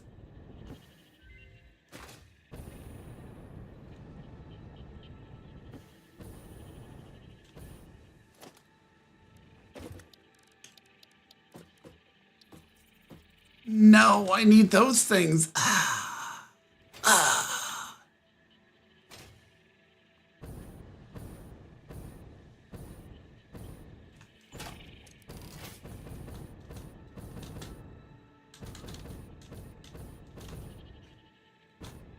Yeah, what was I saying? Tonka beans, right.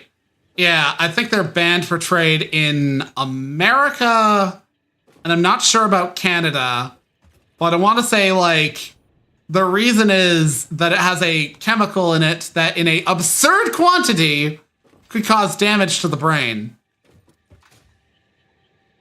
When I say absurd quantity, I want to say you'd actually have to physically eat these fucking beans in a grotesque amount. Keep in mind, these are those, like, types of things where, like, as a spice, you grind a little bit of them into a thing. You do not put the whole thing into things.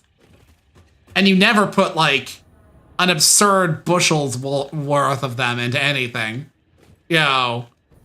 But the thing is, it just kind of apparently tastes a little bit like vanilla, so people have been like, oh, the vanilla trade moguls probably fucking lobbied somebody.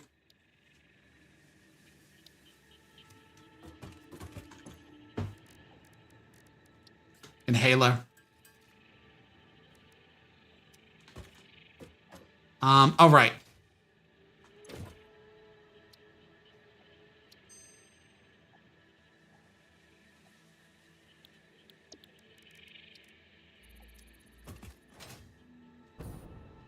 Okay, I got my pipes upgraded.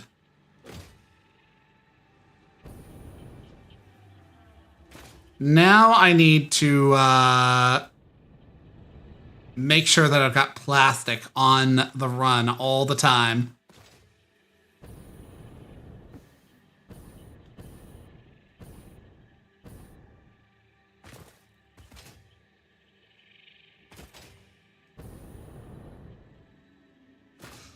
Honestly, that's one of those things. Like, you can't even totally blame, like, fucking, just, like, somebody somewhere is trying to, like, get a monopoly on the industry or something like that. There are genuinely idiots out there. Like, okay, it needs to be understood that while certain non-sugar sweeteners, like non-caloric ones like aspartame, do have the potential to cause certain issues, the FDA listing for an acceptable, like, upper end, like, dose of this stuff is about 100 times less than how much you would need to consume before you suffered any real deleterious effects from it. And to reach even that listing, you'd need to drink like 12 cans of fucking soda in a day.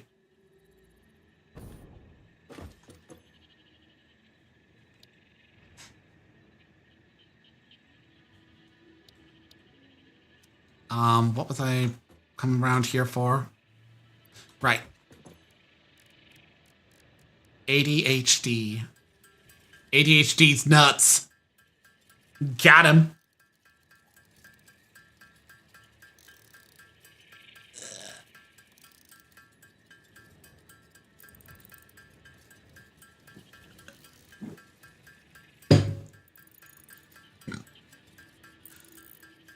honestly, when it comes to like health food stuff, I don't really pay much heed to what the current trend is.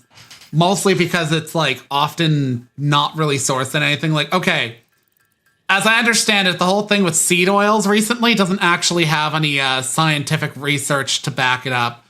It was literally like one health food like vlogger dude who believes that using toilet paper on your ass is unmanly, by the way, who basically like pushed this and it became like a popular trend. The dude also, I want to say, sells supplements. That's usually a red flag for whether or not you should even fucking listen to somebody talking like, you know, smack about something in the health food community.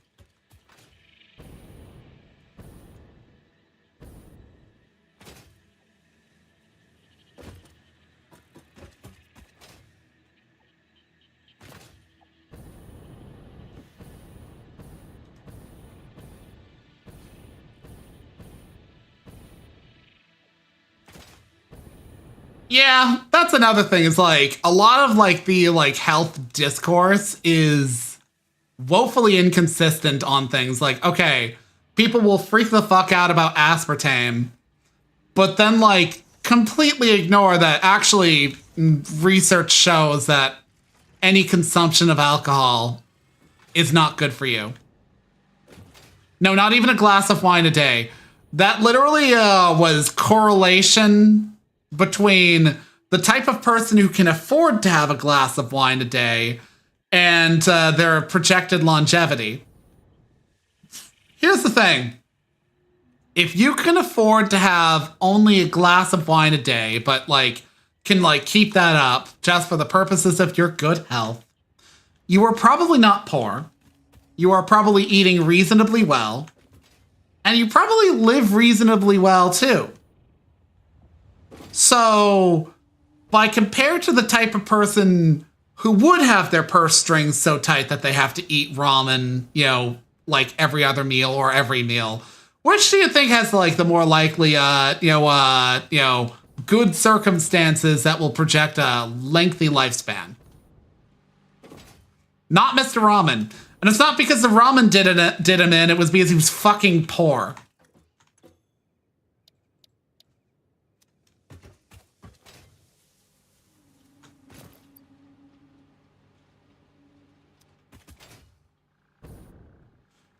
Okay, I put that down. So that's there. You. 5 minutes. Okay.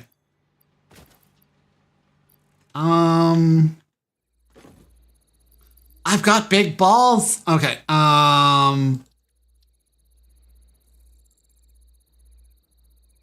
Okay. I'm gonna increase upload speed another 12%.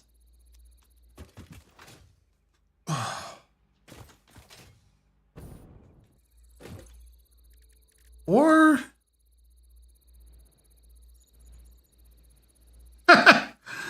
I mean, I'm not much of a drinker, but that's mostly because I don't like the flavor of alcohol. So if like something tastes like overly bitter and alcohol-y, I just don't like it. But if you bury that in like, say, a hot chocolate in Bailey's cream, then yeah, I can put a few of those away. That's a fucking good hot chocolate. That's when I was at the family thing. I was like, hot chocolate with Bailey's in it. Yeah, and I had like 3 of those, which is not all that much in terms of alcohol over the span of about like 3-ish hours, but still. Also, it was funny. Every year, there's some fucking drama surrounding these get-togethers. Every year. This year, a cousin of mine showed up. She hasn't been to any of the ones previous. Without telling my mother, who arranges all this stuff and, you know, make sure there's like enough seats or what have you, or the reservation includes the right head count. Yeah, she brought like 3 kids with her in addition to her eldest. These kids are pseudo fosters. And when I say pseudo fosters, they're really basically like 17 to 18-year-olds who have moved in with her and are receiving like a government stipend for rent that they're all mutually paying towards their rent on. They're not kids that she is fostering or raising, and honestly, she is not legally registered as a foster parent in any way, shape, or form. And like, she proceeded to be a massive bitch towards my mother, and then afterwards, like, yeah, was like, I'm not coming to breakfast tomorrow.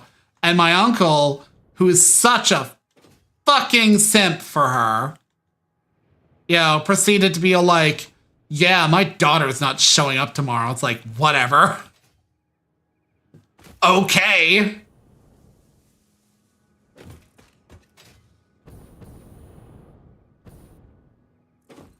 Always some fucking drama with her. The only reason I don't hear about the drama anymore is because he got mad that my mom leaked information to her ex that like helped him gain custody or like majority custody in a dispute.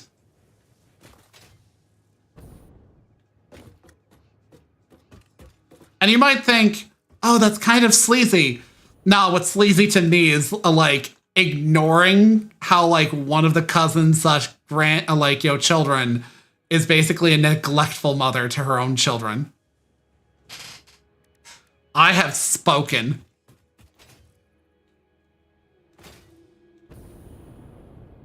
See, the stuff that I was going down best I ever drank was Obstler, which is sort of Austrian clear fruit brandy spirit.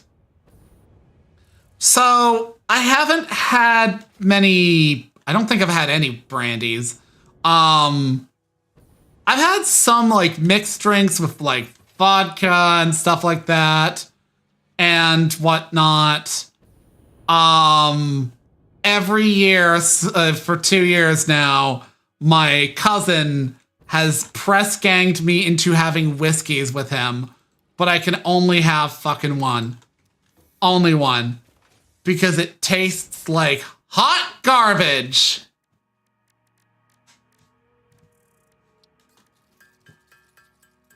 Like, I'm sorry, any drink or food that requires you to like just put it down the hatch, you're not drinking that for flavor.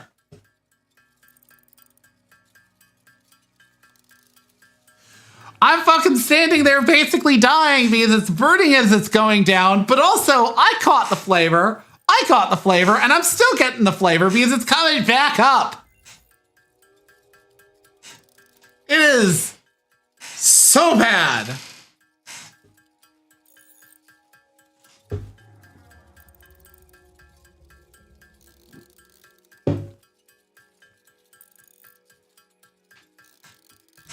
Whiskey cake. That sounds awful. Like, look, I've had stuff with whiskey baked into it. But like in general, it's been my experience that not whiskey baked into it, alcohol baked into it. But in general, that's like stuff like brandy. And even then, like my dad used to buy us these like Pantone cakes, which are an Italian cake, like Christmas cake. And I could never eat them. Like I told him, I'm sorry, I can't eat this. I can never even approach this. It smells like fucking alcohol. You know, also getting it out of its wrapping was like a pain in the ass. So I never could like figure that one out because I'm the big dumb.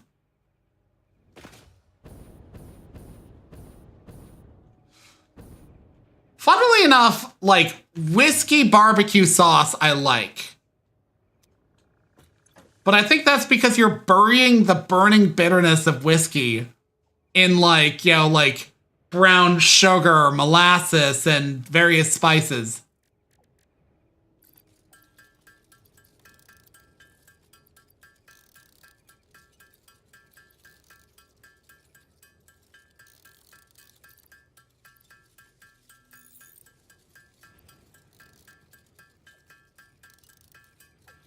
Honestly, I just do not get that whole, like, when it comes to alcohol, the culture of drinks where you're not even supposed to taste it. Like, don't delude yourself at this point. You're not doing this for the flavor.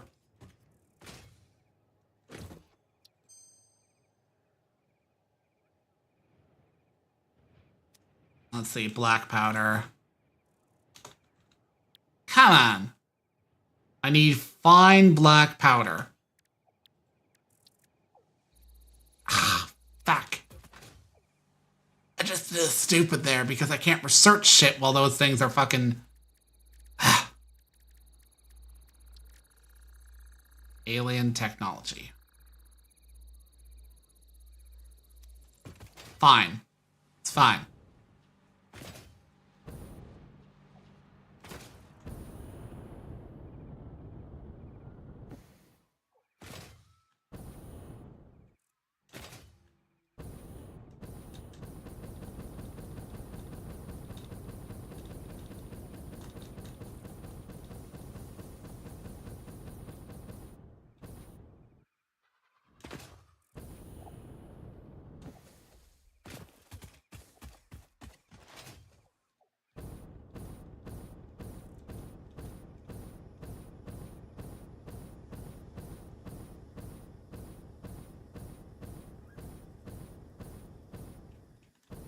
Honestly, my experience is that, so, like, this whole, like, family get-together thing that I'm describing happens in November. For 2 years, we went 2 or 3, I think just 2. We would meet up at, this one place called Carlos O'Brien's in Nanaimo. Carlos O'Brien's is basically a really kind of, like, chintzy fucking Irish-style pub. And it's part of a chain that isn't really officially a fucking chain. Something to do with Canadian business laws where, like, if you just rename a place slightly, you don't have to count it as a franchise and therefore don't have to pay franchisee taxes. So, like, they'll just slap a different name onto things. Like, there's a place called Joe's Independent, and in my area, they recently renamed the Independent store from Joe's to something else. It's the same store, same fucking branding, just under a different name. But anyways, we used to go to this place. But, like, my mom tries to be diplomatic about it and be like, oh, yeah, we, people didn't like how loud it was. So we started going to the golf course because we got a mates rate. My cousin's long-term girlfriend, lovely young woman, she's the food services manager there. I don't know her exact title, but, like, she manages the food side of things in the actual, a building of the golf course. And she's the one who's, helps my mom organize this whole thing. She's really nice. And, initially I didn't really care for the food there, but that was, the first time. And, they had a really limited menu, but this time around they had, a rather, broad menu, and it was sweet. Had a beef dip. It was pretty good. Beef dips can be hit or miss for some people, but, I'm easy to please. Because I'm kind of a slut for beef dips.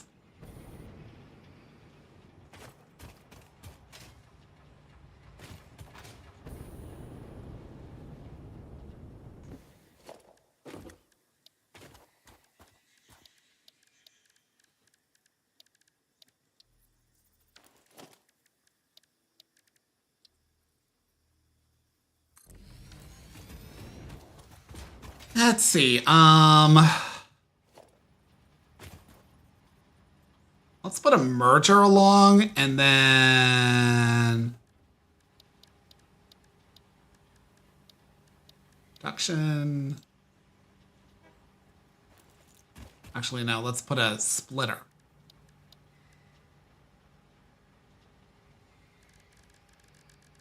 Logistics, smart splitter.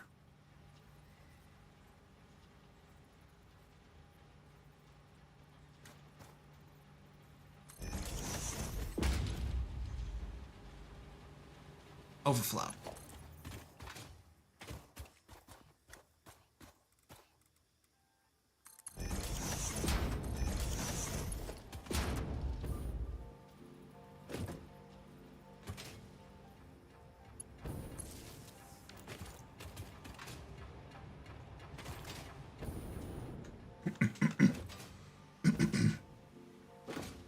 Honestly, when it comes to drinks, let's see. I like fruity martinis. And I really like Bellinis. Which is like a peach schnapps with like a blended peach, like, you know, like slurry of ice. With like, I think another alcohol in there. It's fucking tasty. But, like, they can be hit or miss, depending on how, like, frosted they are. If it's watery, it's fucking bad.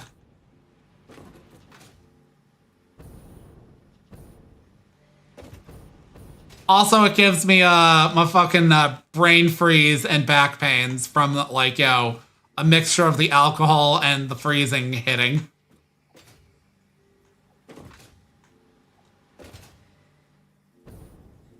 Okay, so I've got that. That is a splitter. That is a smart splitter. That is an overflow.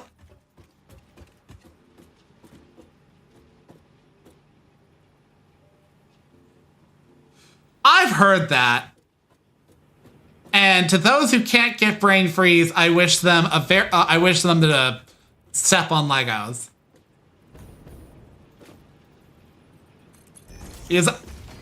How are you out there telling me that you don't get brain freeze from ice cream?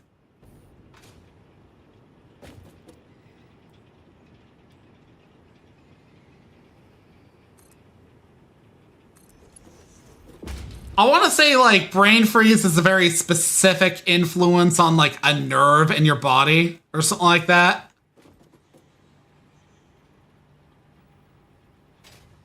I'm not sure why some people don't get that.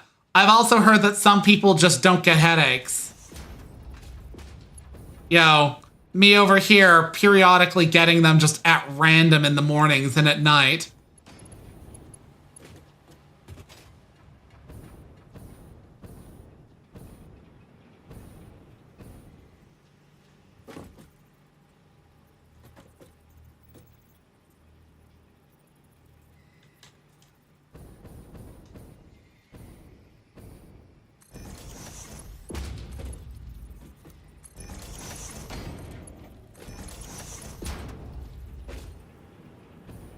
Ugh.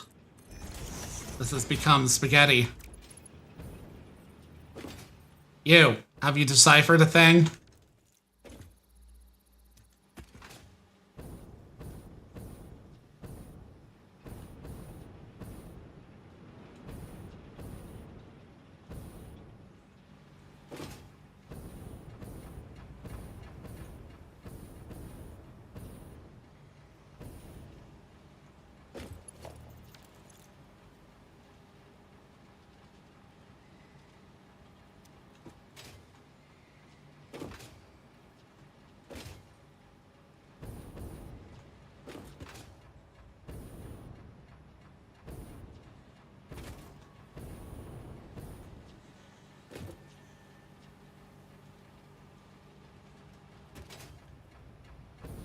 Oh, okay. So it's basically like you're cooling off that fucking blood that's like usually meant for like essentially radiating, like, you know, radiating heat from your body or something like that, or it's either meant for exuding heat or taking in heat to keep the brain properly temperatured, and you're basically causing your brain to cool off rapidly.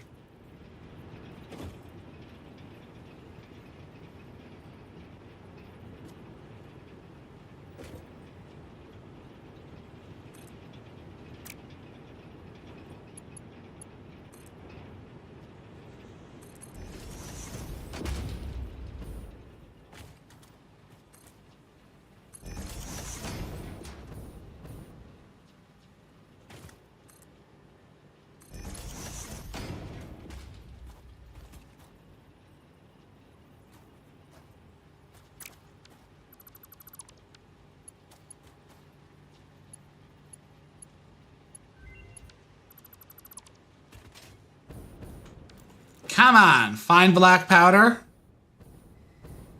I don't want to have to start deciphering these, like, you know, specifically going through these.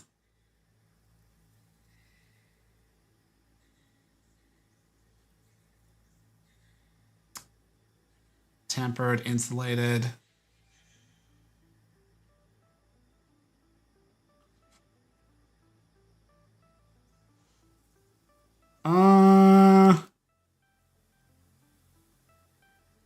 I'll take that. Fuck it.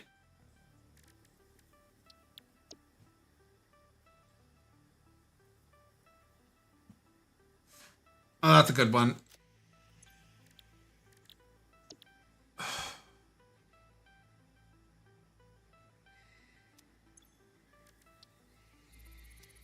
Put another one in.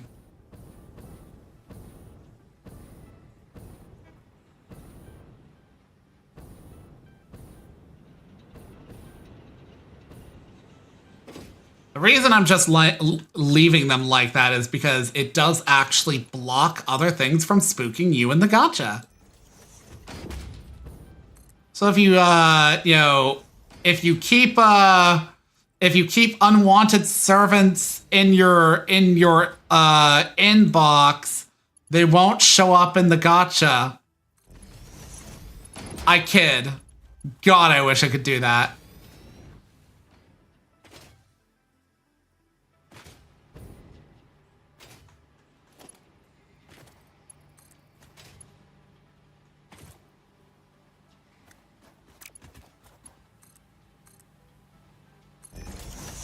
Honestly, I bet anybody who plays, like, a gacha game wishes they could do that. Like, imagine there's that, like, one fucking operative you don't want in Zenless Zone Zero who, like, keeps spooking you when you want somebody.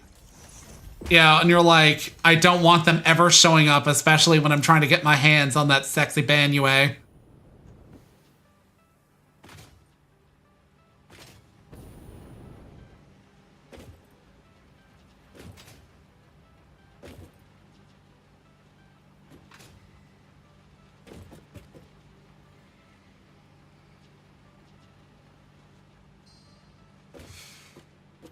It is, unfortunately. It fucking is.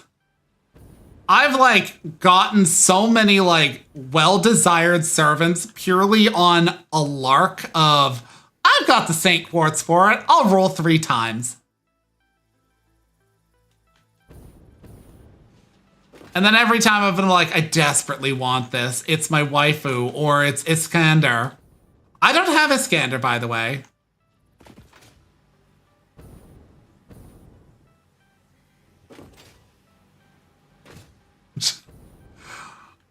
Oof. Oh, that's the fucking dude that, like, so many people began thirsting after because they made a video of him, like, bouncing on something and it turned out he was, like, making fucking, like, fucking mochi or something like that.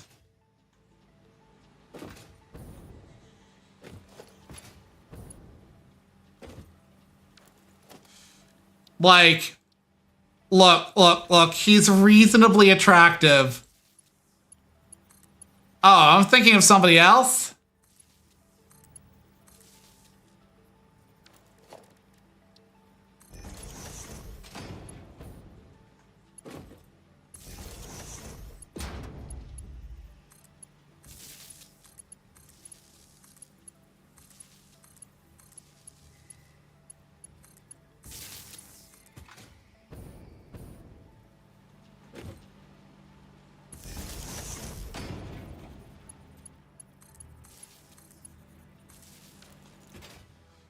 Okay.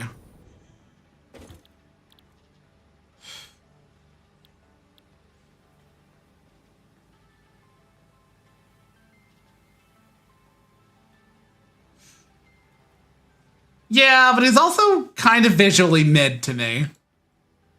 A little bit too pretty. Cat boys, unless they're like a full cat, you know, end up being like that. What does Nekomata look like? Nekomata. ZZZ. Look. I know I am the big gay, and I'm not really into women, but damn, that is like a average cat girl. Not a bad model, but like, oh, she's a dog.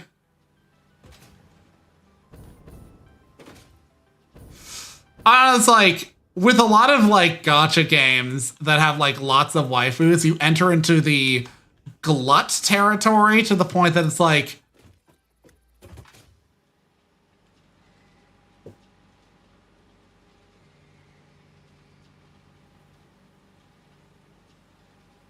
huh?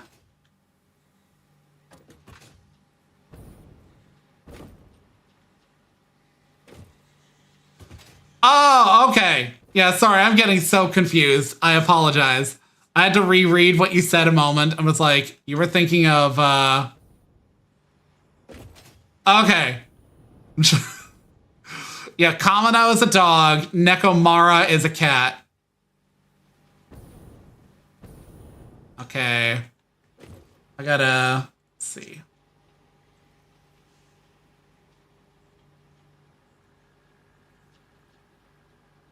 Let's whip out the calculatrice. I am making 472 plus 2 plus 50 divided by 9, 58.222.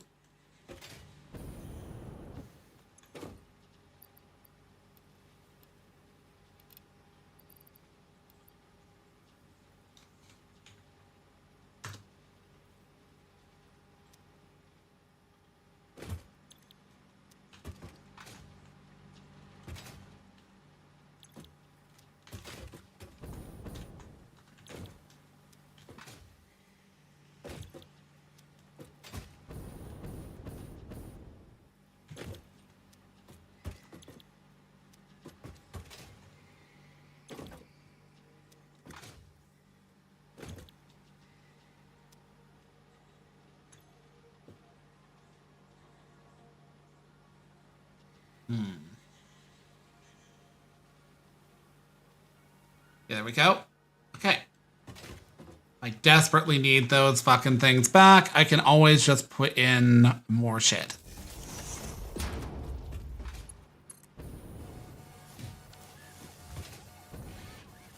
It's like magic.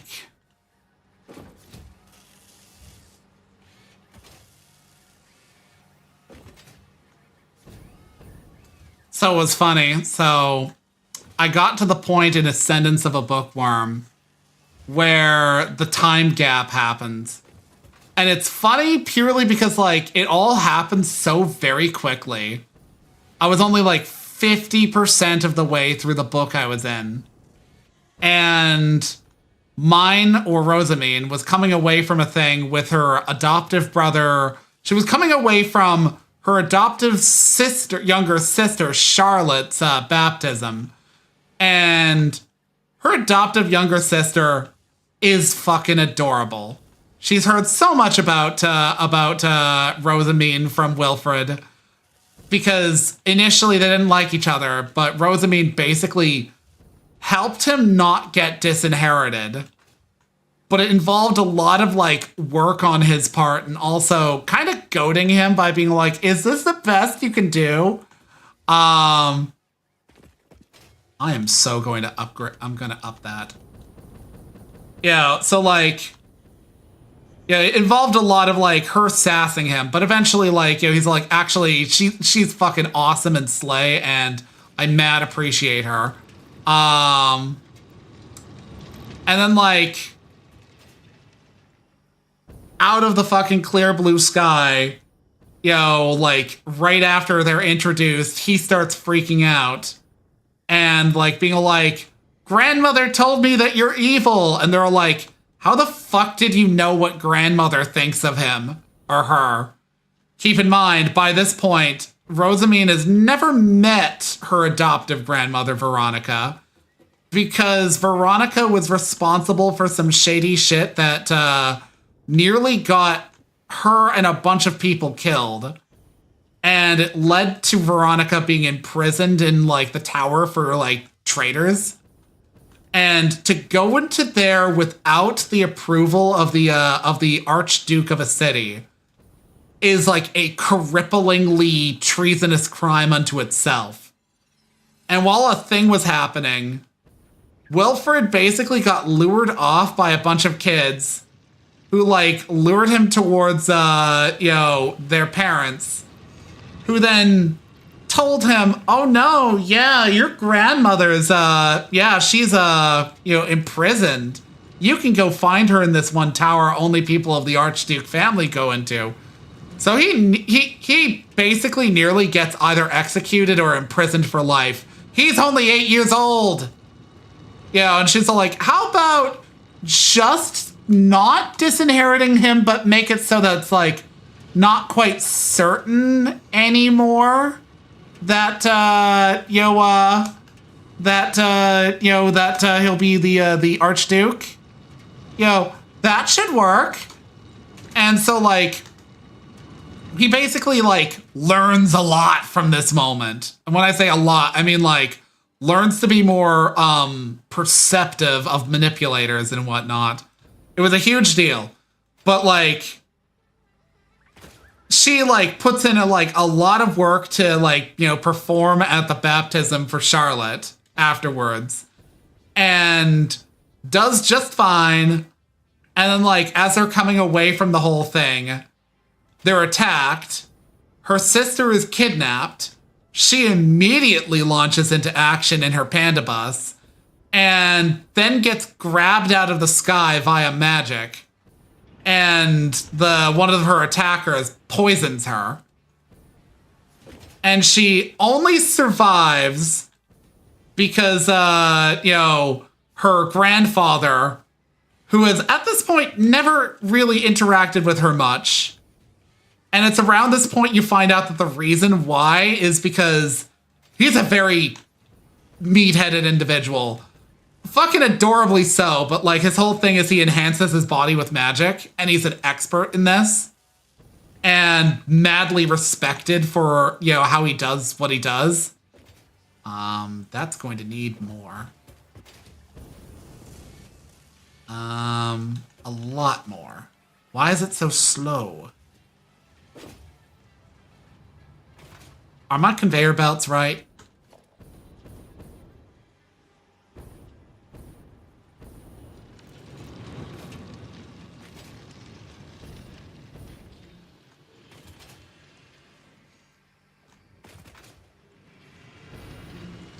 All right, this is that part.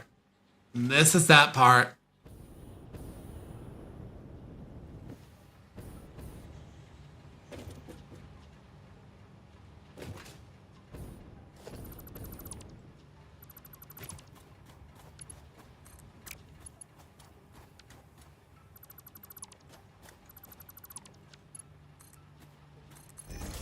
But anyways, like Bonifatius shows up and immediately obliterates the head of one of her attackers. Like, not even kidding you. Like they were like, Bonifatius, we would have really appreciated if you'd left like one of the dudes like wholly alive so that like we could interrogate him. Like, dude fucking just demolished a guy's skull. And then like Ferdinand shows up, uses a potion on her that slows the poison's actions long enough for him to get her back to like her her sanctum where her Jareve tub is. He gives her an actual anti venom, and then he's like, "Okay, I'm putting her in her Jareve right now." So she's going into this what was supposed to be a potion to like dissolve hardened mana in her body, having just been poisoned and needing to properly convalesce. And she goes to sleep, has like a dream where she's going around pouring a watering can of something over like rocks and breaking them up. And then she wakes up, and Ferdinand's basically like, "Wake up, librarian. It's time to go to school." He basically pulls a, wake up, samurai, it's time to save the city. Or we got a city to save. But, like, she's quite literally, like, wakes up, and it's been 2 years.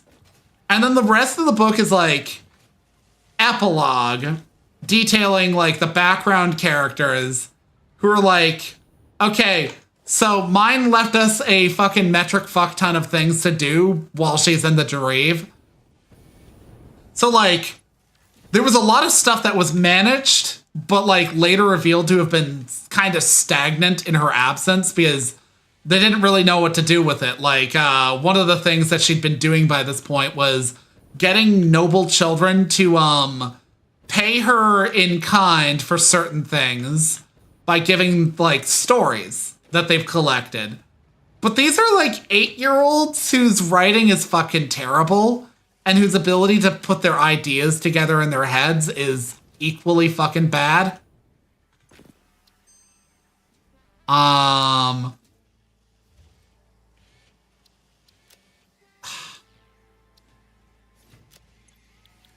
So, like, unfortunately, like, they're all like, we don't know what to do with any of this. So they put that on the back burner and made other plans. Her, on paper, official mother, Elvira, basically was like, I'm not letting the printing industry that my daughter was trying to establish stagnate. So I will start one in my home province's, place. And we're gonna get this shit rolling. Also, she kind of really wanted to publish romance novels. In fact, she hired them to publish a book of her writing that was for a limited release and is not released to, like, the general public. And the reason is because right before going into her Jareve, mine was asked, she's like, so, like, okay, before all this, like months, like a year before, she did a benefits concert with Ferdinand performing at it. And she sold merch. The merch was illustrations of him. And these sold like hotcakes. Like, quite literally to the point that Elvira bought, like, the entire series, as did her son Eckhart, who is, one of Ferdinand's personal, like, men and hands. And he's, like, absolutely, like, unshakingly loyal to Ferdinand to the point that, like, he sees anybody in his way as, like, an enemy. And, okay, this is slow. Need to... Okay, that's going in. That's going in. That's going in.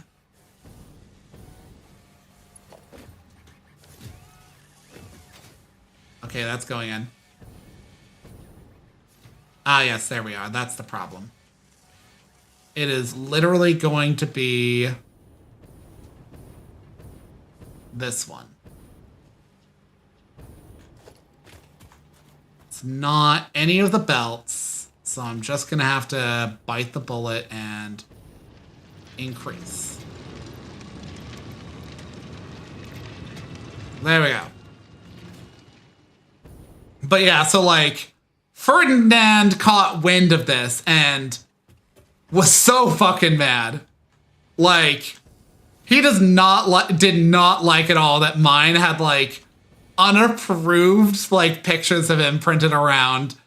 And ever since then, she's been forbidden from doing any illustrations. But she has basically engaged in some surreptitious stuff, like, she brought to one of her mother's tea parties these kind of, like, little, like printout things. They were like an itinerary or something like that. And she's like, hey, if you fold it this way, it just so happens that, like, these lines on it form an illustration of Ferdinand. And later on, Elvira's like, I just wish you could print those again. And mine's like, I do too, but my hands are tied. And then she's like, realization's like, my hands are tied. And Elvira's like, oh, yes, it is such a tragedy that your hands are tied. And since then, she had basically a run of romance novels published amongst the ladies of the noble quarter. Basically, like, with him as, like, illustrations in them. As I understand it, later on, it's revealed that she wrote a story with genders flipped or something like that about, like, a young woman in, like, the noble quarter who is, like, very talented and clever, but she's just, like, an evil stepmother. Everybody assumes that that Elvira is writing about Rosamine, and that she's basically saying that Florencia, who is Rosamine's on-paper adoptive mother, so, like, to clear up confusion, Elvira is on paper Rosamine's official mother in the noble sector. Florencia is the Archduke's first wife, and therefore Rosamine's adoptive mother. Now, Florencia is a lovely woman. She's not obsessed with Ferdinand, but she is a lovely woman and deeply respects Rosamine, because Rosamine has twice now gone to bat for Wilfred and saved his bacon.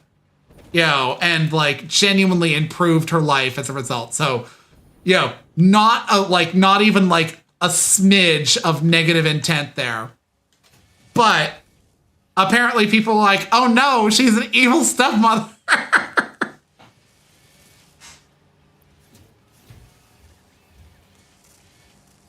Let's see. That is...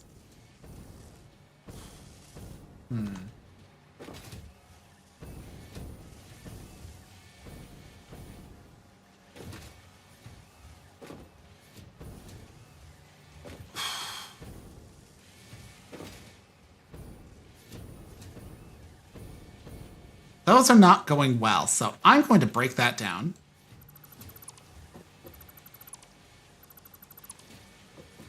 I'm gonna put a merger here. Break these. Break these.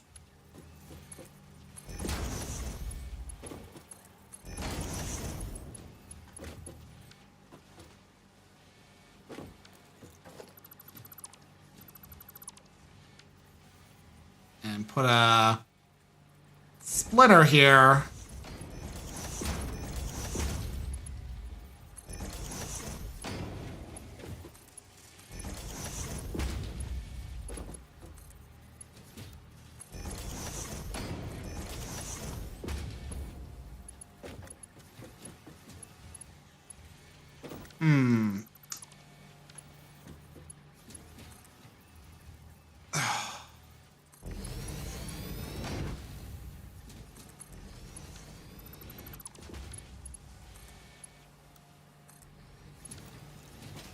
Okay, so that's going like that.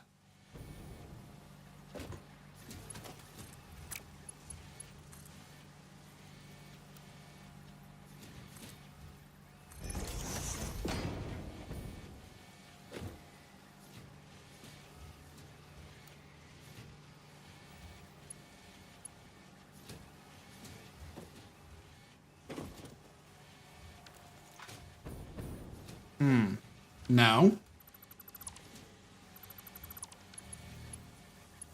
That is still feeding. Still feeding.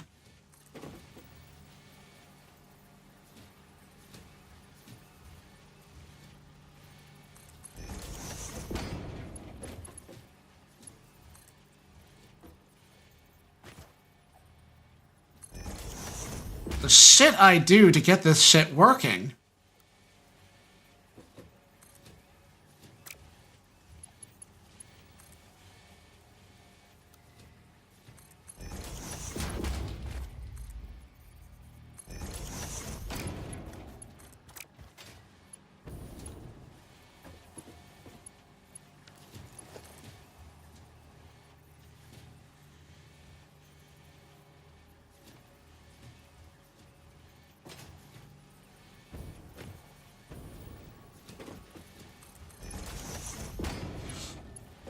But yeah, it's hilarious how much, like, shenanigans happen, like, because of, like, the minor influences of Rosamine.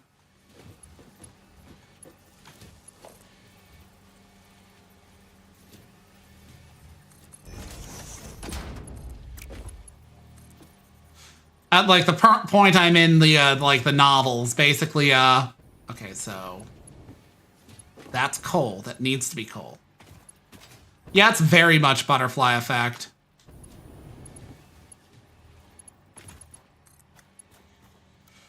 There's also a degree of unreliable narrator for like mine, because like she'll be like, oh, I'm not very good at this, and like you'll like hear after the fact that like people are like, damn, like she's like, yo, she did exceptionally, or like she really changed things around here for good and whatnot.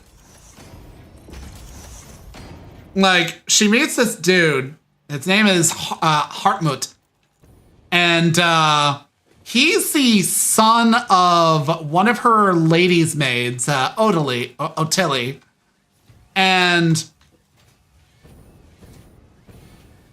Otillie is, like an otherwise very background character, and she basically like dragged Hartmut to Rosamine's baptism a bunch of years back, and he was kind of just like not enthused with mine at the time, because like the way he perceived it, Rosamine was just a fucking like he basically Otillie was being given to like Rosamine as like an attendant, but Otillie is an arch noble. So like reminder, the rankings go lay noble, med noble, arch noble, and then archducal family, and that's how basically like the general rankings go. And at this point, mine was like only just being baptized.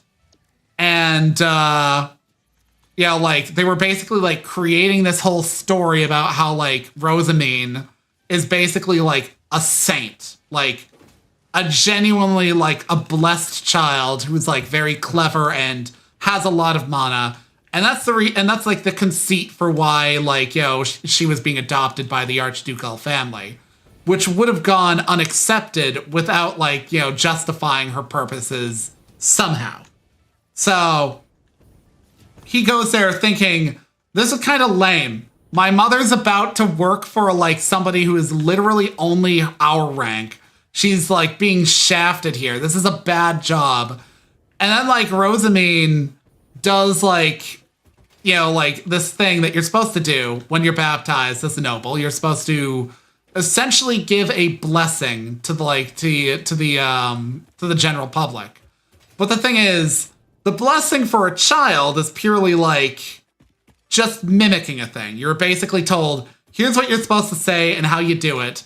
But you don't have like the ability to use your mana yet, because you're generally not as yet given like a ring to do so, to harness your mana. And even if you are, it's generally not that impressive. She's basically told to impress them. So she blesses the entire fucking like auditorium of people.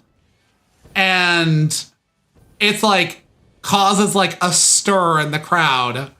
And even mine's like, wait, they tricked me into doing that nonsense. Now everybody thinks I'm exceptional. I just want to read books. I don't want to be exceptional. And he's like immediately blown away about this. He eventually does find out that there's like background stuff to like support, like, like to push forward this narrative. But he doesn't care that it's a narrative because he utterly believes it.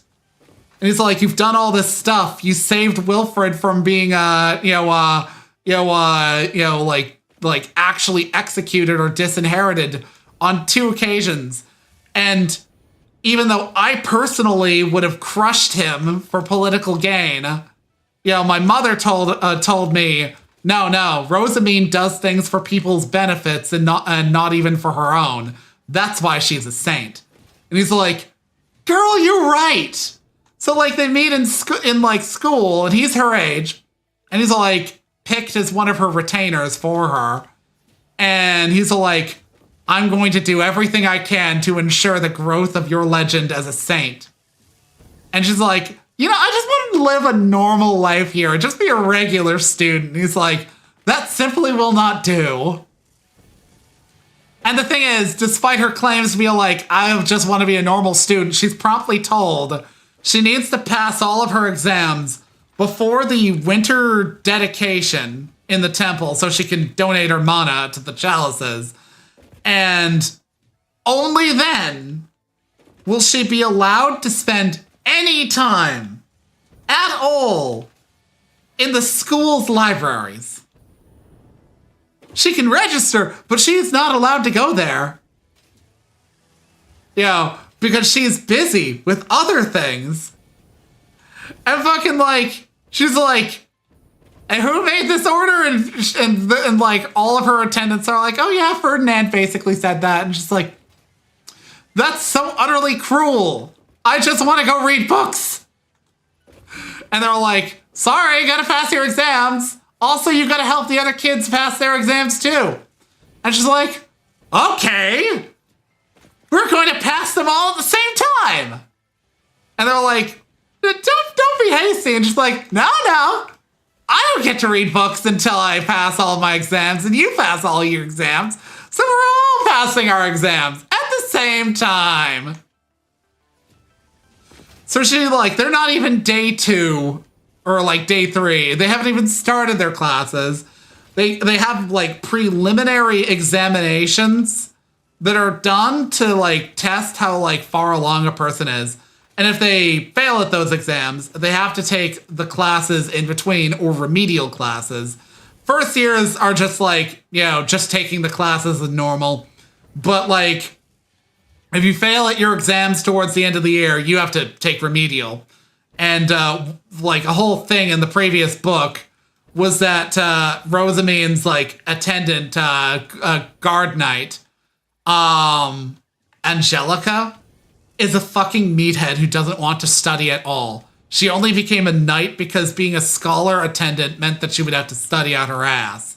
And she didn't want to do that. So she became a knight.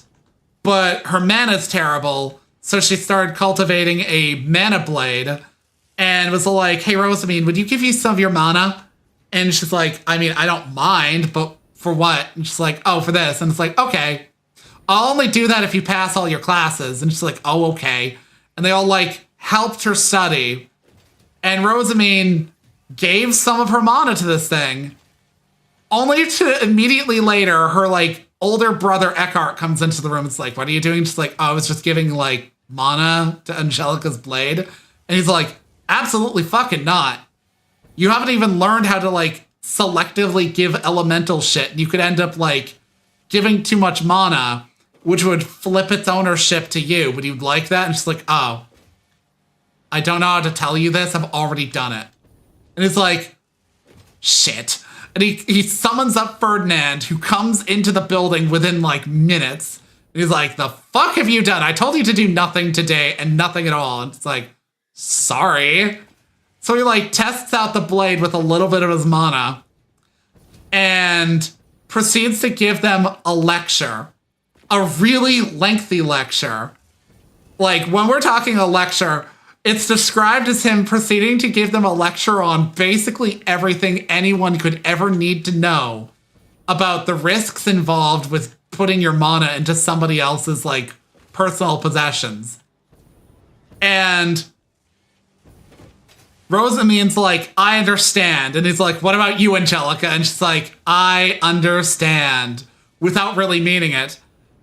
And he's about to scold her because he knows she doesn't mean it, when her blade starts belting out, you fool, you weren't even listening, in Ferdinand's voice. And the reason is for this is because when Rosamine was putting mana into it, and just like, okay, she's already pretty damn fast, and she's already pretty damn strong. She doesn't really need either of those. What she needs is somebody who can actually help her think a bit and stop being a meathead. That's literally all she needs. So, she proceeds to like, why is this? Oh, okay. Yeah, it's fine. She proceeds to be like, I need a blade that's smart and will tell her to not be a dumbass. Maybe somebody like Ferdinand. That's her literal mental image, and by this point, she's already learned a bit that, like, imagination shapes magic. So it was kind of stupid that she did that. But also, like, Ferdinand coming along and, like, testing the blade, evolve him, putting a little bit of his mana into it to test it. So that further, like, you know, finished off what she started. So yeah, Stenluke, the blade, is Angelica's personal, you know, browbeater. But it only has so much strength to do so. You know, so, like, Rosamine helped, like, you know, Angelica pass her classes, but Angelica has no intentions of, like, doing much more than the bare minimum, to the point that, like, by the time that they're talking about raising people's grades, she's basically like, yeah, okay, so since I have to raise everybody's grades, I have to raise Angelica's, and since Angelica's not going to do anything unless forced, Stenluke, don't help her with jack shit. She has to do this herself. Like, she's not allowed to use her mana blade. She has to actually work on herself. And, like, Angelica's like, you're so cruel. And Stenluke's like, nah, is she right, though? Okay. Everything's working. Yeah. Honestly, I kind of find Angelica a frustrating character, so I don't sympathize at all. She's, like, woefully prone to, like, you know, like, phoning in her activities and kind of just, like, letting everybody else do the work for her.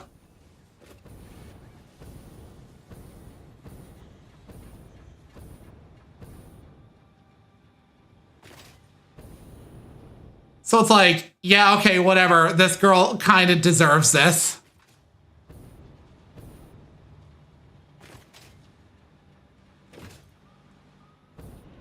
Okay, we're at the point where we're using compact call.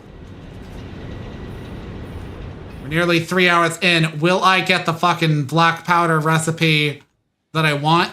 That's literally the only reason I'm lingering around. I want this set up so I don't have to come back here.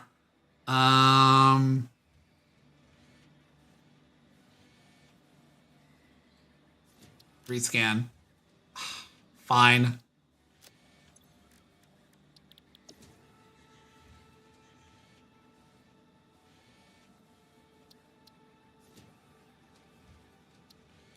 Take that.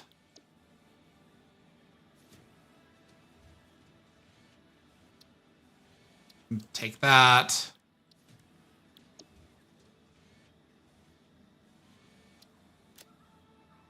Fine, I'll take that because, you know, more slots.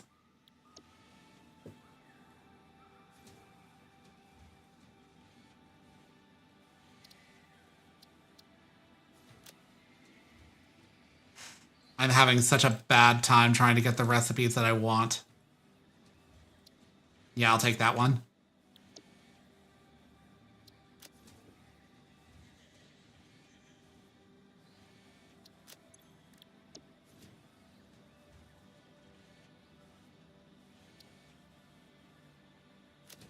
There it is. That was all that I fucking wanted. I'm gonna continue deciphering these. Now it's just gonna be like that. Okay. 150.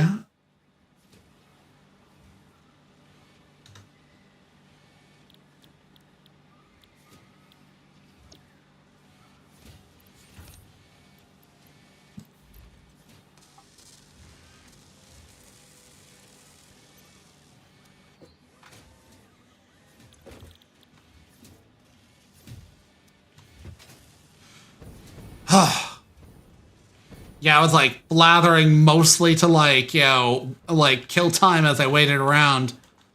This is mostly working.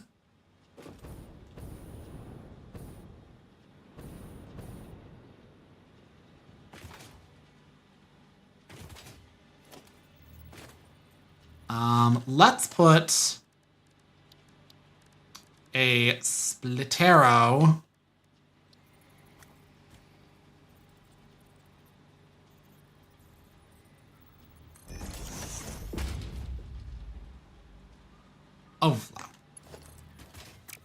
Oh, right.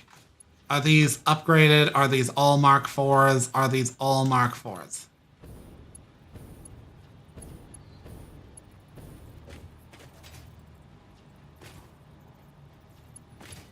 I am going to move this.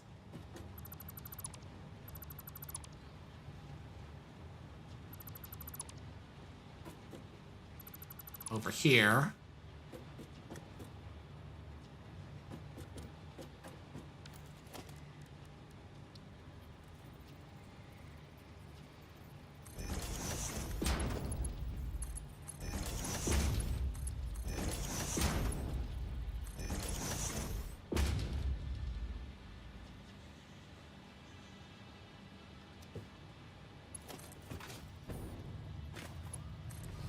There we go.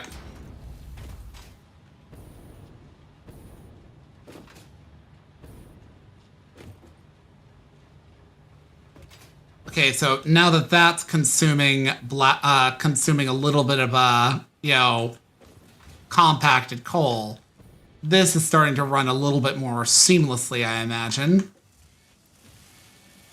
Is everything running just fine? Ah, yes, that's actually starting to go. This was proper stoppered up, so it's starting to get better in efficiency. So.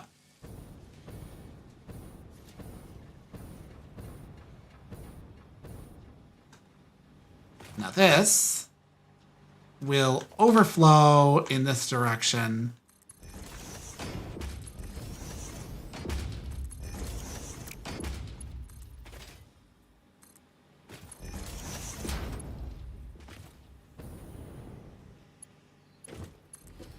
And go over here in any instance.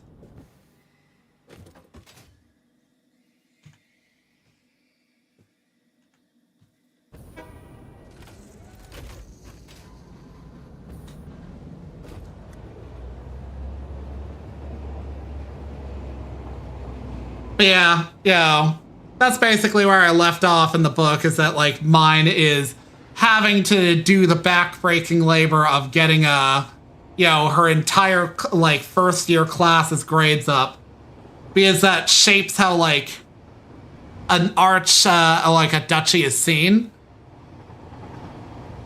She's also had her first meeting with somebody from the sovereignty, the second prince, who is like only in like the senior year of school, so they'll spend like maybe 1 year around each other. They already don't like each other because he's kind of a prig.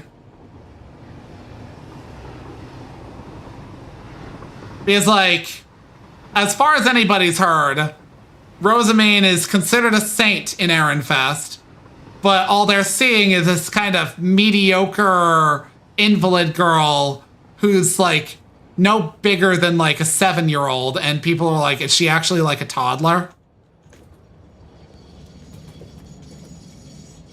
Unload, unload. Okay, there we go.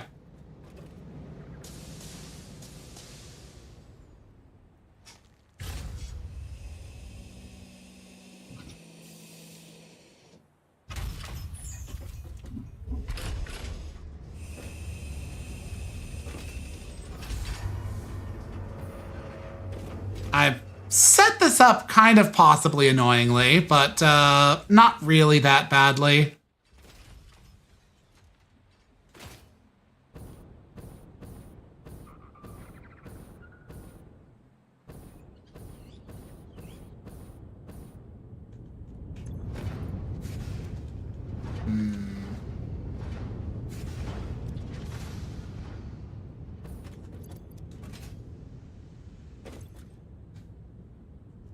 That's running just fine for what I had.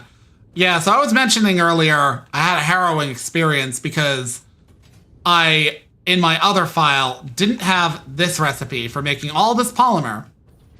And that was kind of a problem because I was struggling for plastic, so I basically went and got myself that recipe. But the problem is that I then shifted over to that and had to account for all this resin for a setup that had previously accounted for a fraction of it. And in so doing, I also wound up with a lot of like heavy oil, or like, no, not a lot of heavy oil, a lot of like more, I think, crude oil usage. I can't remember what it was, but it basically came down to, oh, right now I remember, I like jacked up the machines a bunch and it suddenly like threw out of whack the crude oil that I needed. And I completely neglected to realize that I was like drawing like 440 like, crude oil with type 1 or Mark 1 pipes. That is literally impossible. But I was like ignoring that the entire time. And then like I made alterations like maybe it'll fix itself. Initially didn't fix itself. But that's because when you run a pipe through a pipe pump, like one of these, and if you just attach it like this part of the pipe and this part of the pipe are going to be considered separate until that is removed. This part of the pipe remained a Mark 1 because I didn't notice it being a Mark 1. This part of the pipe got made a Mark 2. So I'm trying to jam upwards of 600 cubic meters of crude oil a minute through a Mark 1 pipe into Mark 2 pipes. So, yeah, there's the reason why you just don't do that.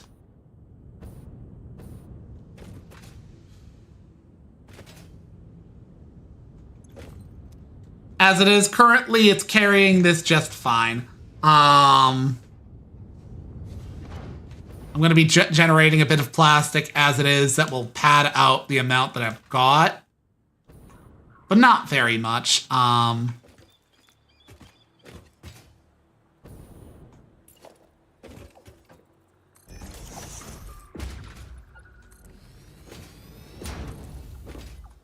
But I am going to need to use probably a fuck ton of stuff, and I'm probably going to have to go hunting for slugs sometime in this stream or the next.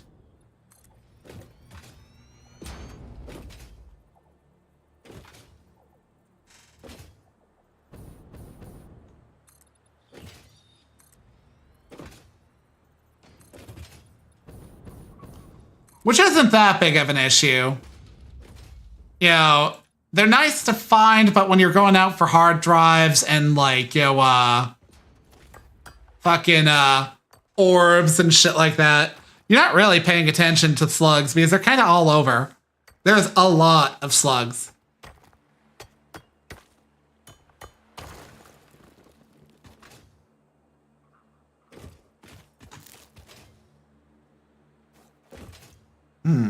Okay.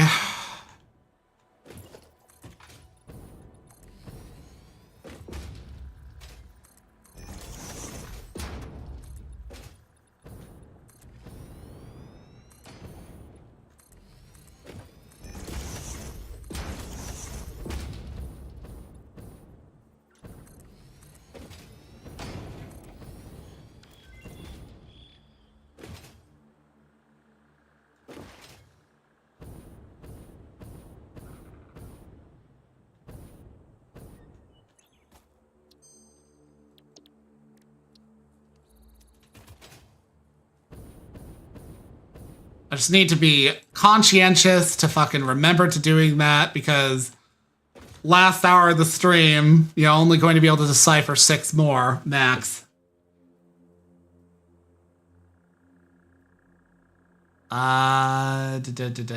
So, what were my numbers? Okay, I need 2 generating...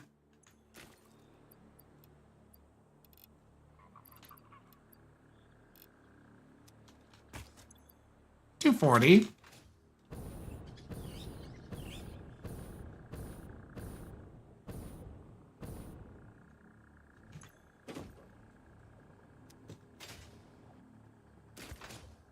Now I can either make 16, and I think I'll put down 8 over here.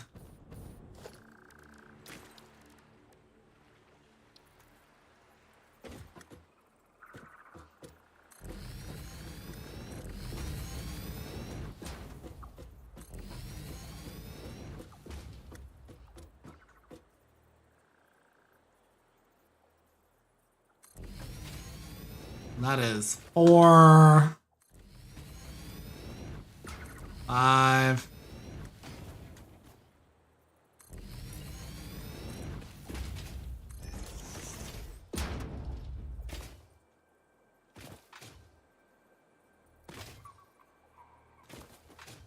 Let's see, 4, 5, 6, 7.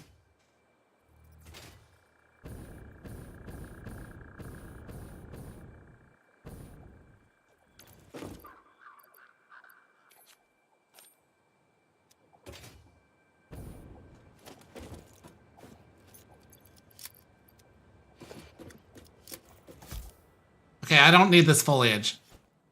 Be gone.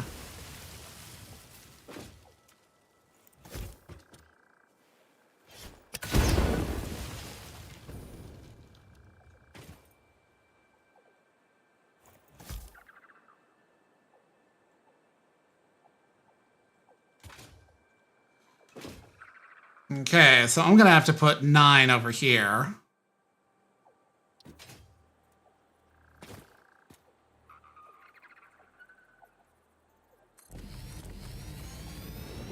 Three, 4.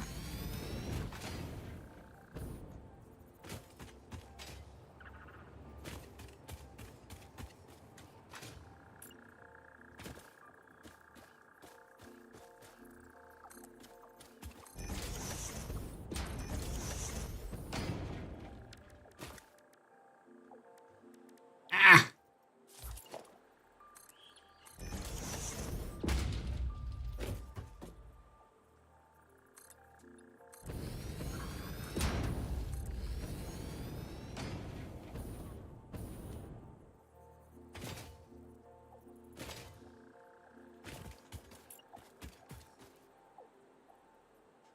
Ah!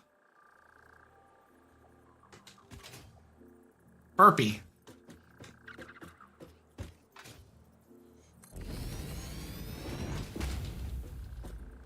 Eh.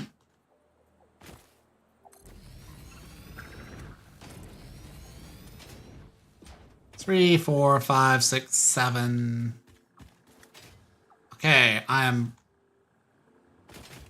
714. I need 2 more, but the space is just not yielding itself.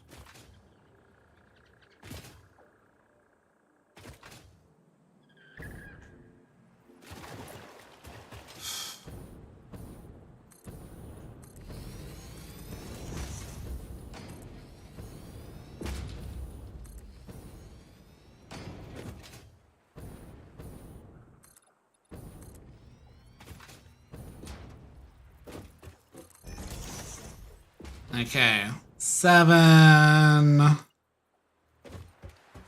Guess it's gonna be over here then.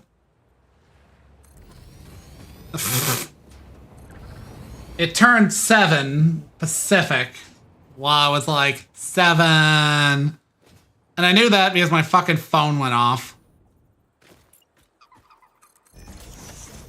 Why do I have a phone alarm for a 7 to remind me with at least 2 hours grace to log into FGO and grab my daily?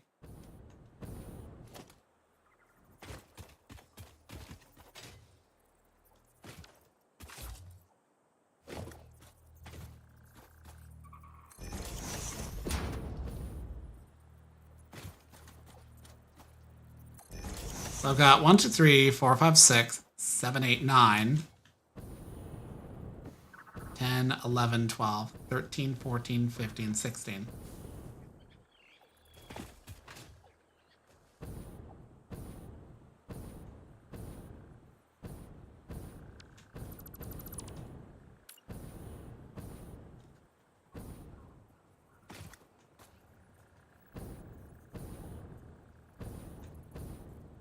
Ah!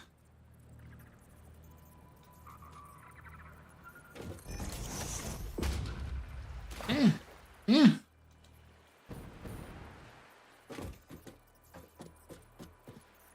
It's actually, like, nicely symmetrical. It'll take, 1 additional pipe split. Okay. straight.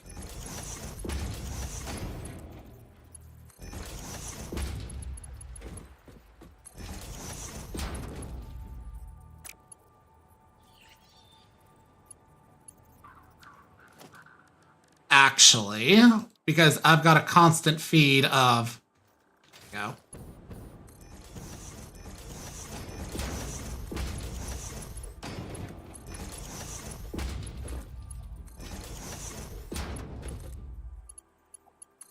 Now!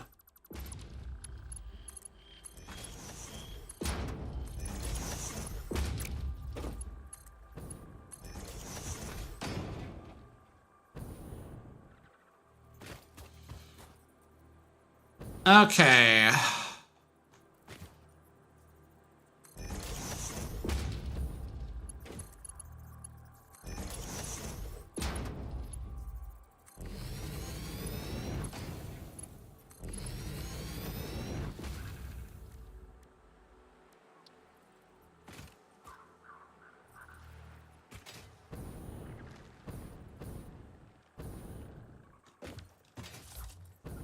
Okay. Let's put...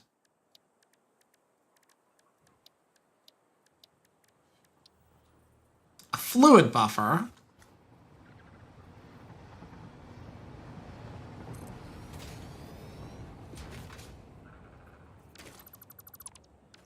If a monster appears on top of me as I'm fucking doing this...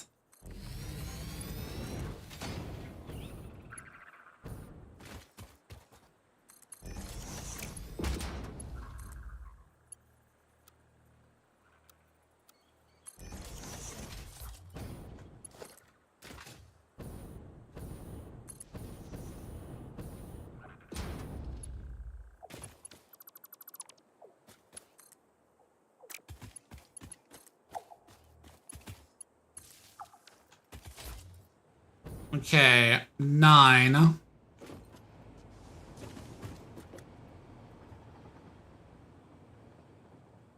$480 divided by 16 times 9. So in other words, I need to be 270 on that.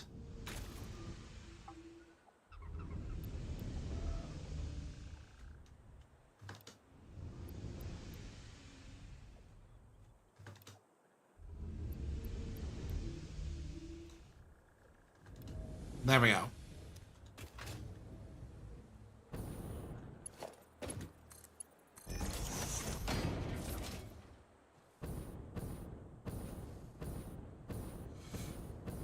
Yeah, we do have an event, so I'm gonna have to remember to, like, you know, work on that because it's actually got a welfare servant. I'm not super duper religious about it, but, like, you know, if the welfare servant's, like, you know, worth it. I missed out because I was busy with shit in life at the time. On Iris from the Fate Requiem event. I was like, oh, they'll just have a rerun of that. They never did. But that's okay because I actually appreciate that they had the transmigration shit like a few years later. And I'm like, oh shit. That actually makes up for a lot of these welfare servants being like once and never again.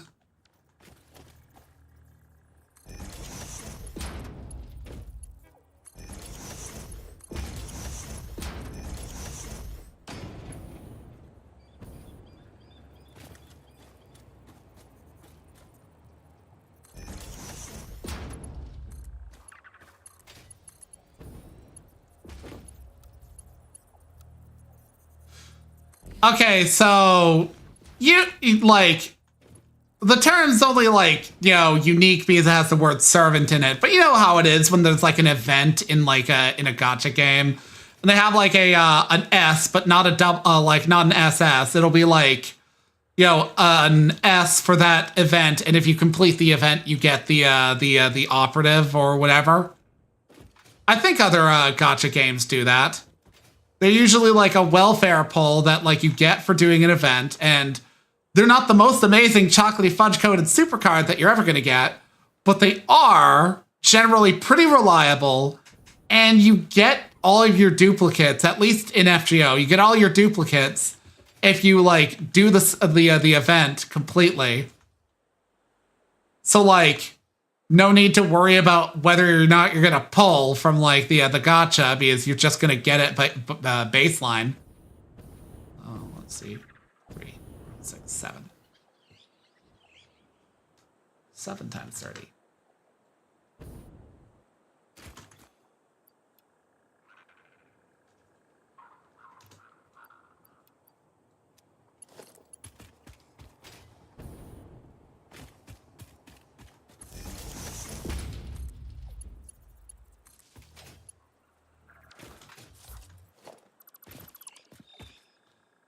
I forgot to put the buffer.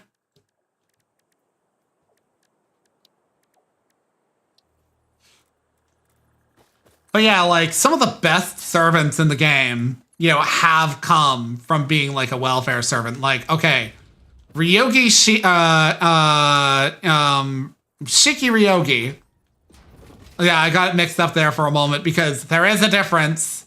Ryogi Shiki is a whole separate ass, character, and a double S at that.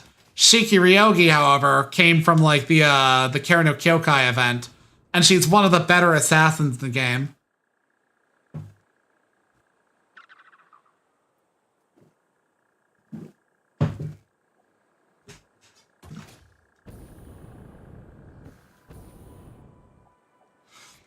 Like, okay, let me put it to you this way. Shiki Ryogi is so good that on the Game Press tier list, that's a website that does like tier like estimations on various servants, and it's like, this servant is good because of these things, but has these cons and whatnot, and marks them from like rank F to rank EX plus. Fucking Shiki's bare existence, having been a welfare servant, made it so that Emiya Assassin, who is not Shiro, it is Kiritsugu summoned as a counter servant from a alternate reality that never actually existed, but the counterforce created from whole cloth just to provide him for like the Fate Zero event. It basically was like Shiki existed and he got bumped down a rank purely because he was a 4-star, and therefore out of the gacha, and therefore getting all of your duplicates of him would be harder than just doing the Kara no Kyokai event. I mean, he more or less did a similar thing or had a similar layout to her or something like that. It was basically like total redundance. But yeah, like, Shiki is like absurd because, well, she's a single target arts assassin. She hits hard, and her noble phantasm has a chance to delete targets. Now, a chance is not that big of a deal because, servants routinely have basically a near invulnerability to instant death attacks. But still. Okay, these are all heavy oil. Okay. But because I chose to make it a nice symmetrical number, I don't have to dedicate any of my my things.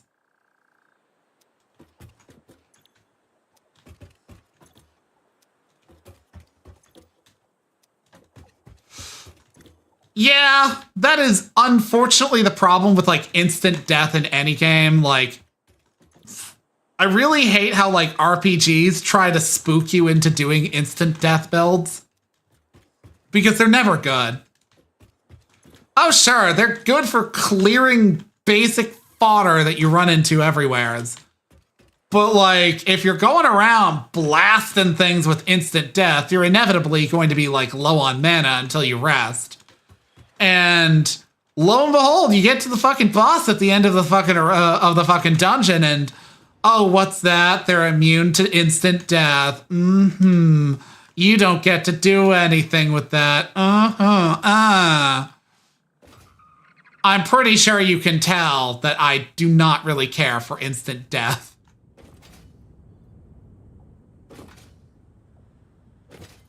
It is sadly one of my least favorite things because of that. Let's see, 130 times 4.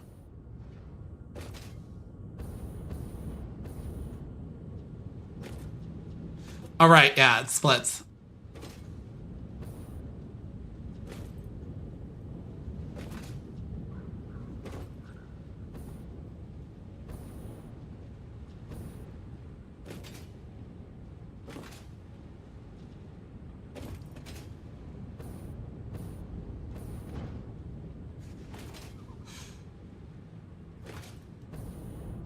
That reminds me of something I said to, like, Fel the other night. Like, you mentioned Final Fantasy 9.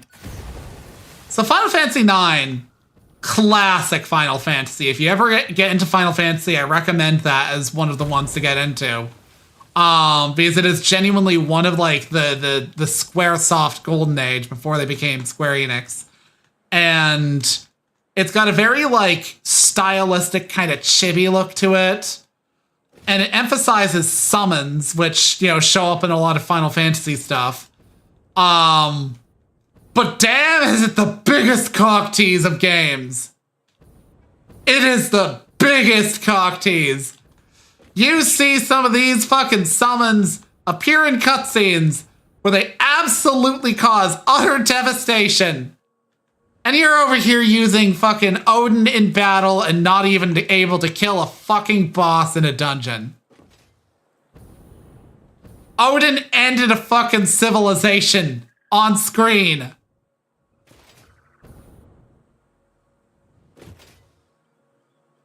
Yo, big mad about that. And don't even get me started on, like, the one that shows up in a cutscene and they make a big deal about him being revealed. But oopsie doodle, he got destroyed. You're not getting that.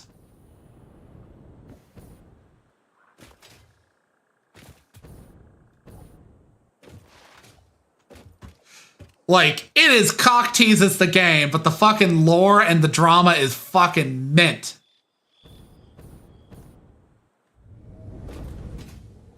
I also highly recommend Final Fantasy VIII because, I'm sorry, like, floating battle platforms that are also mercenary schools is cool.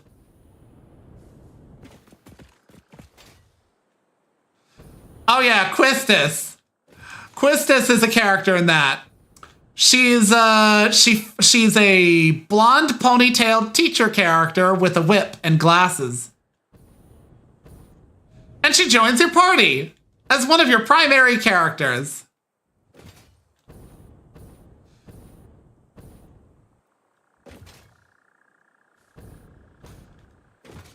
Alas, you cannot romance her. The romance is given to, like, the middlingly average, blonde-haired girl who goes around in a tailcoat. Okay, that's unfair. Renoa is a lovely character.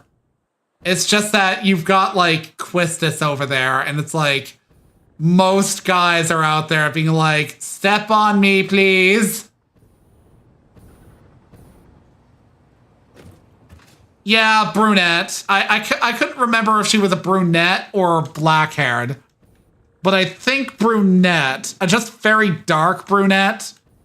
But it shows up in cutscenes reasonably well.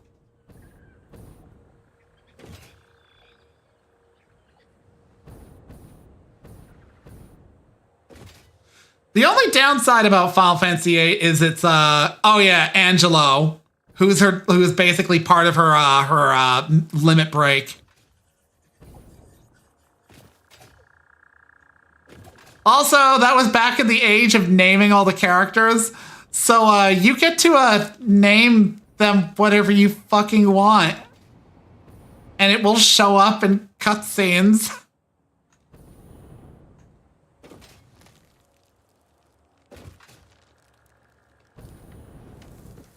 Yes, I once did a fucking Final Fantasy VII playthrough where I named people with rubbish names. I think I named Cloud Fuck My Knee or something like that.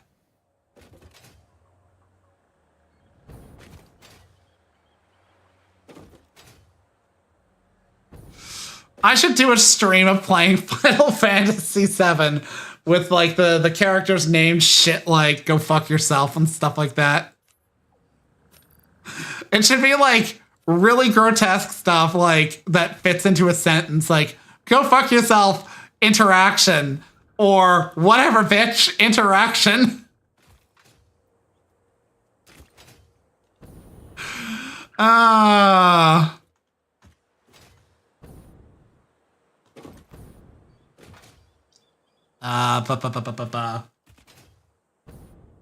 mentally like wasting time over here.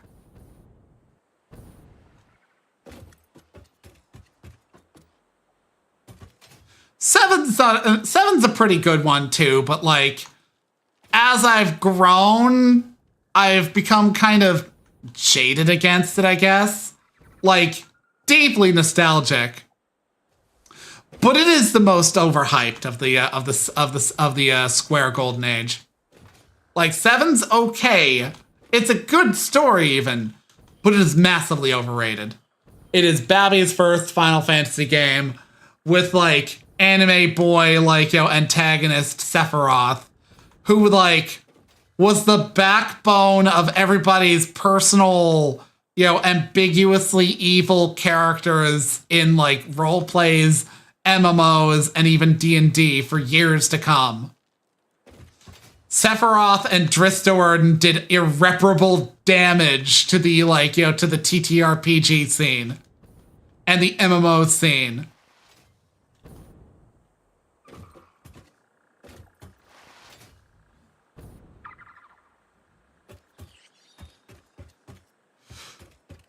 Yeah, for me, I first played 3 quotes. Let me be clear.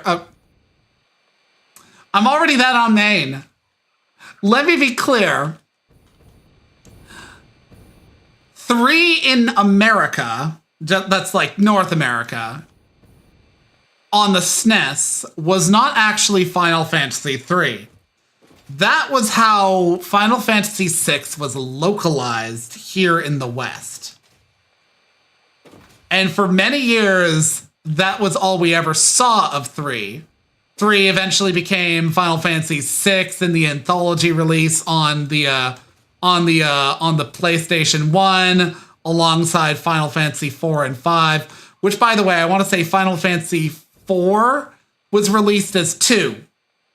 So, I've never actually experienced Final Fantasy 2. I played a little bit of Final Fantasy 3 on the DS.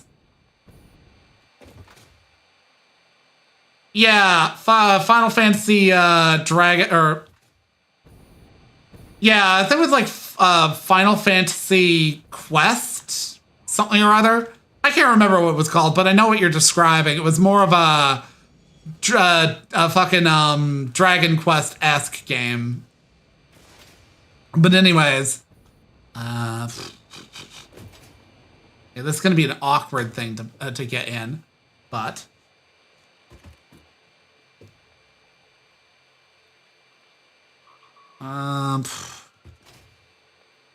So I'm gonna have to reserve 50 over here.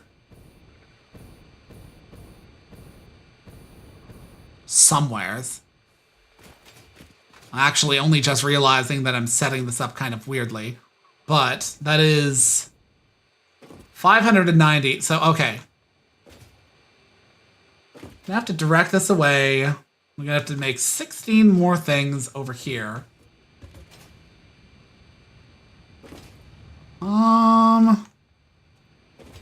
But where to put them? Where to put them?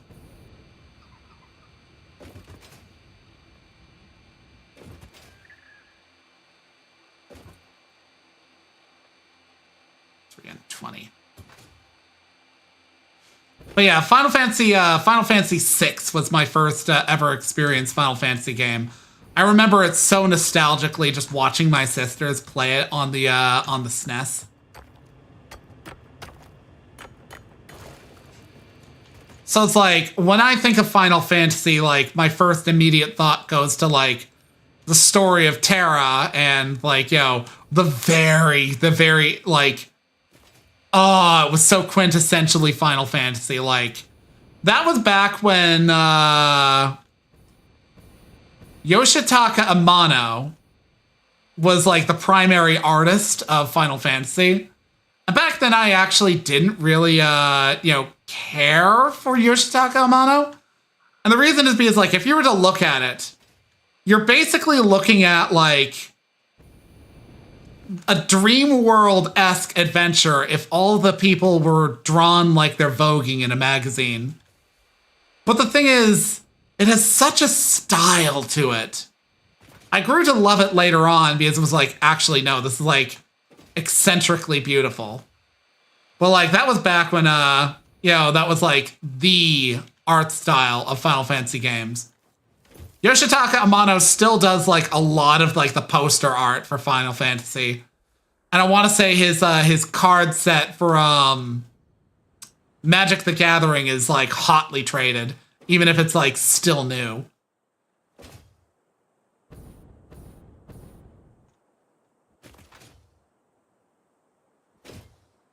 Okay.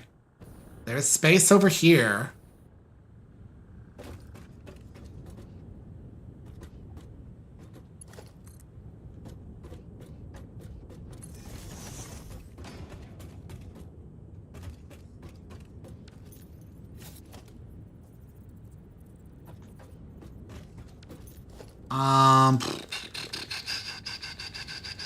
Power.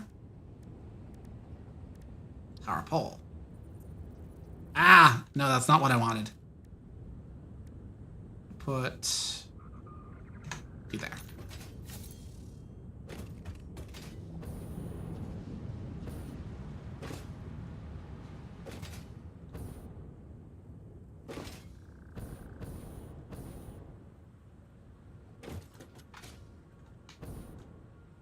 Don't want to fill in the water too much because I still need access to the water in places.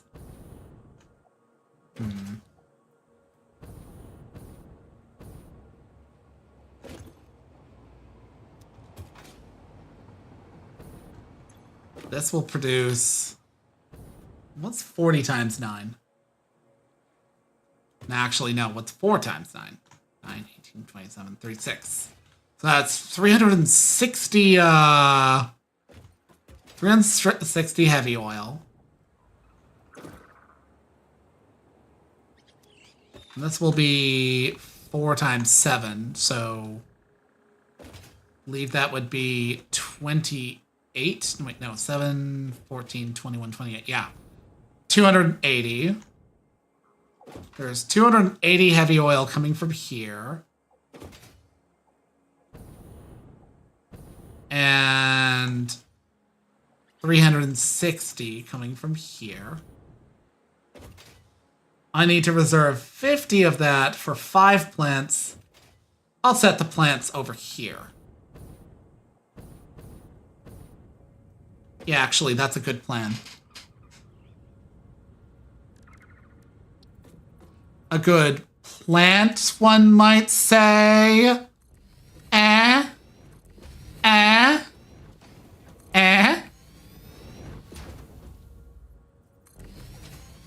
One, 2, 3, 4, 5.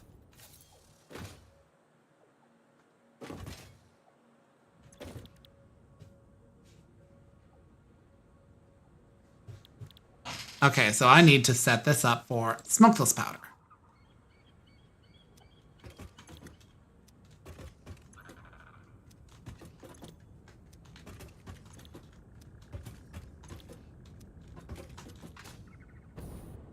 Okay. And I'm going to set this up to...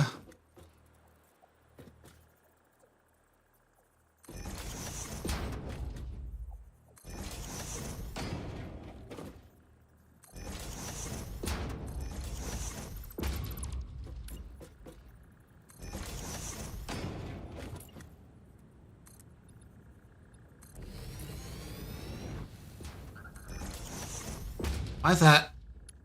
No, that's not how I want it. I swear to God.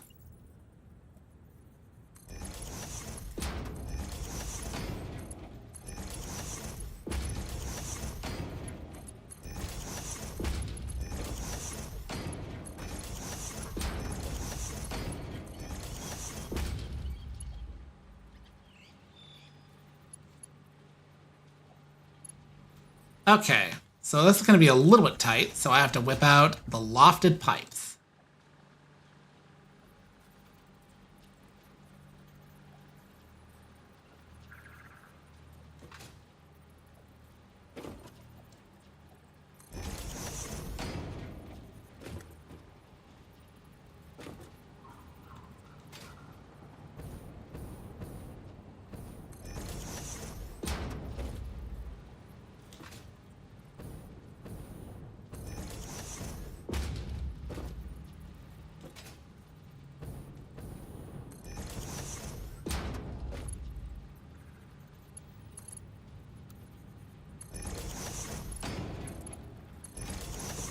I always forget that that's a really good way of getting a fucking pipe into it.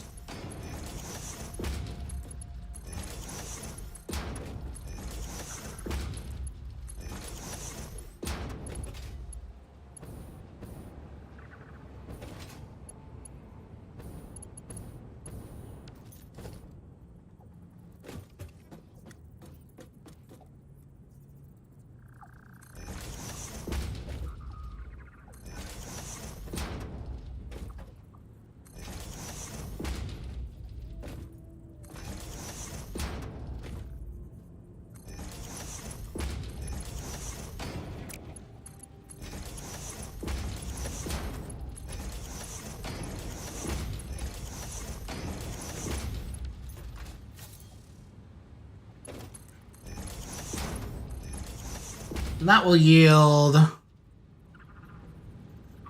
smokeless powder out the ass.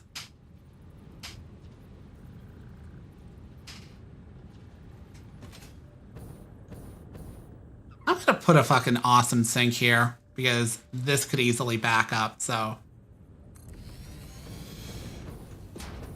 Okay, so.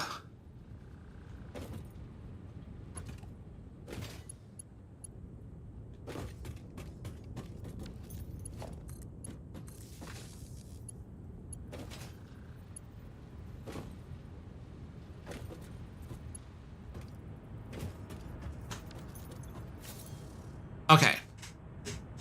So that's currently what I've got going on here. My power capacity and production are right there. My possible max consumption is right here. But I'm about half that with my current going.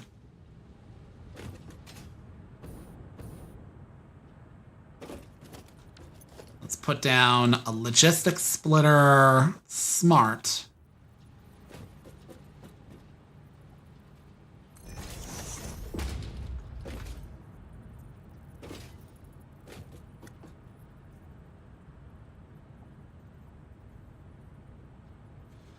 Yeah, but when you're building a lot of stuff, you know, that can easily evaporate. Overflow. Overflow.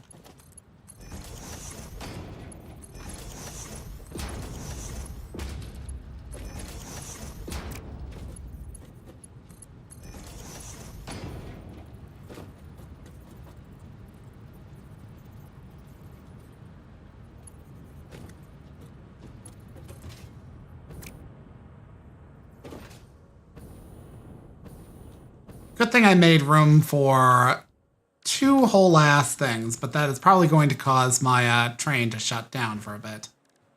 Organization, transport, freight.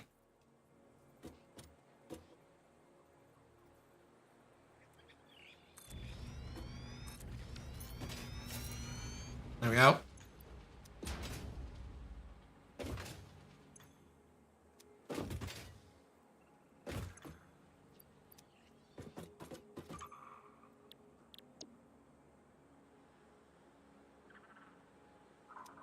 Okay, it's still going. Oh, that was quick. It's probably a good thing that I got that set up when I did. Ah. Okay.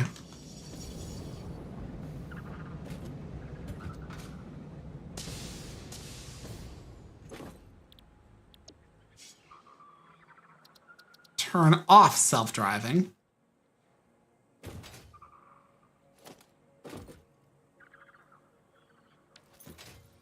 Oh, it's currently in its dock mode, but it doesn't have any space, so.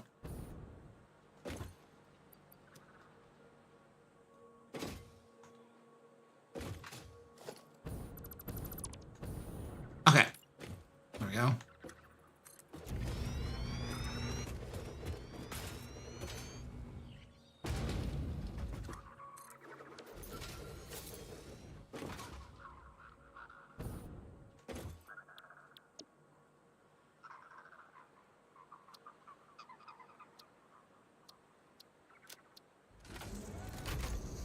What do you mean scoved?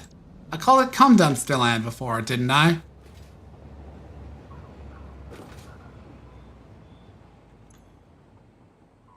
Okay, yeah, load is the right term.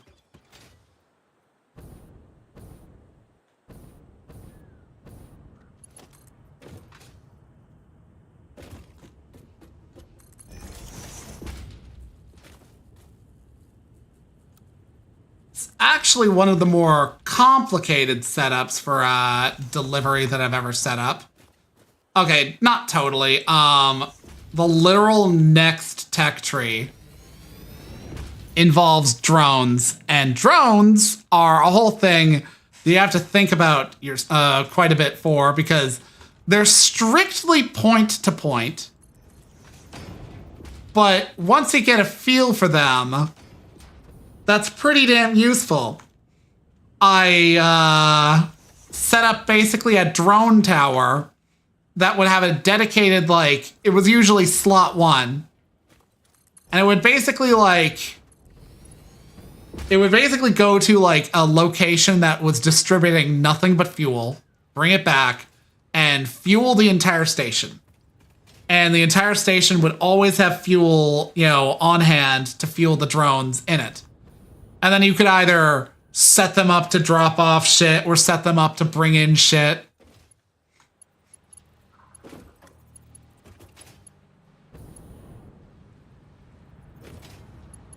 But it took some experimentation and sussing out just how it works. Okay. So this is going to take 50 oil.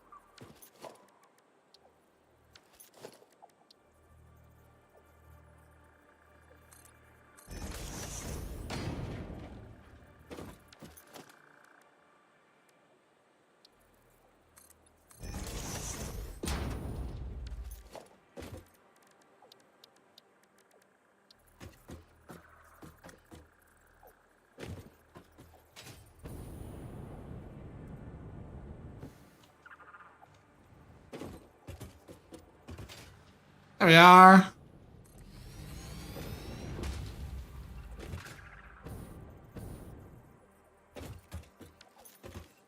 Let's see.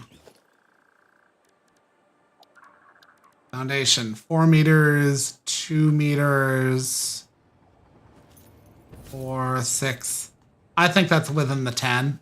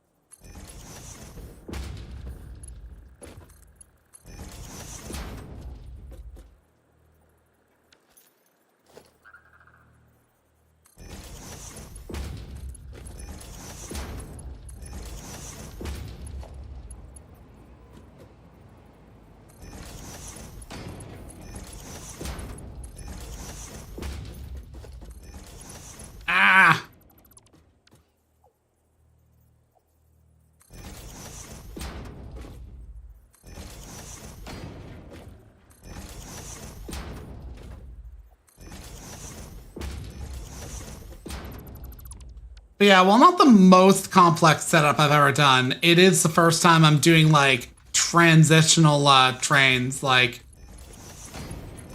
currently, I'm bringing over black powder and compact coal from, you know, my, like, from Coal Valley.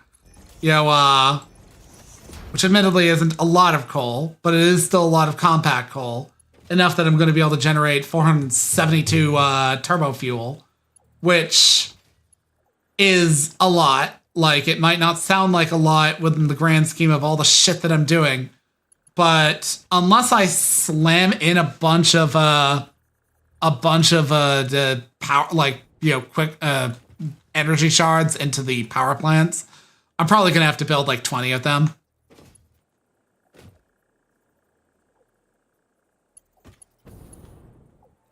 But it's fucking worth it in the end. Especially because turbo fuel is pretty damn good.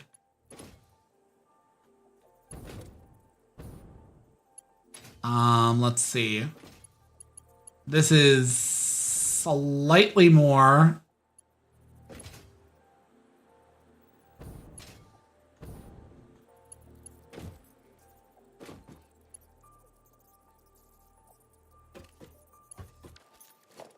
And they're gonna make how much? 40 a minute, so.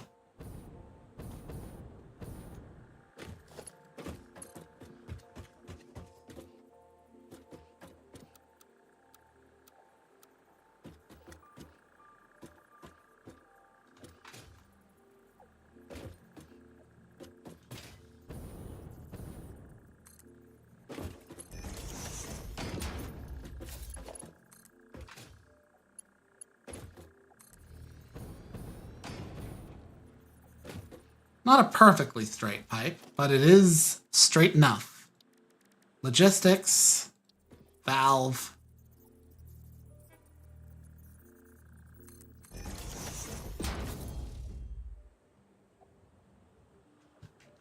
$50.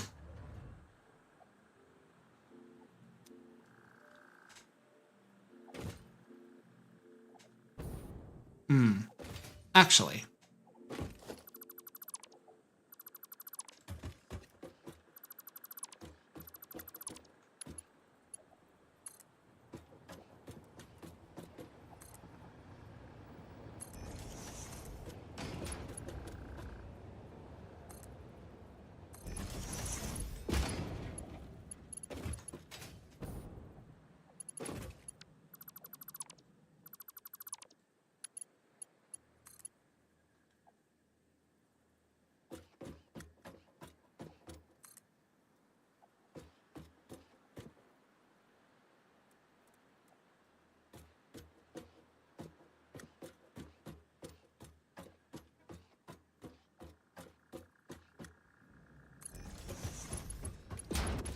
There we go. Slightly lofted. Okay.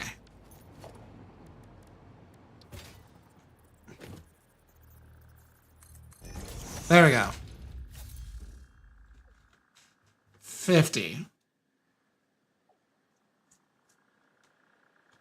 Let's call it 55.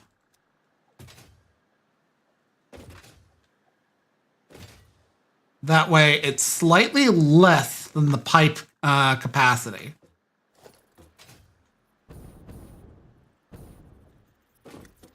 And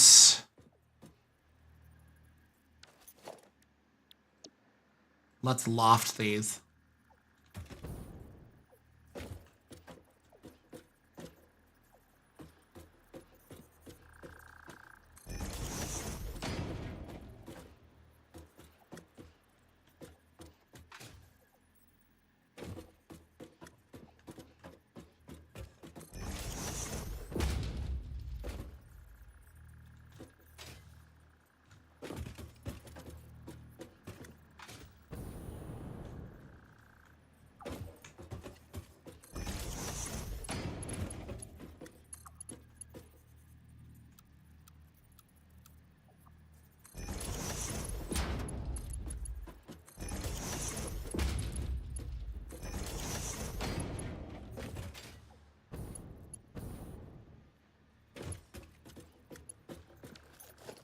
Actually, this is probably for the best.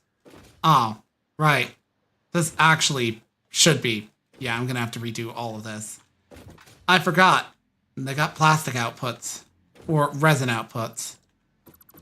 It's unreasonable to forget that.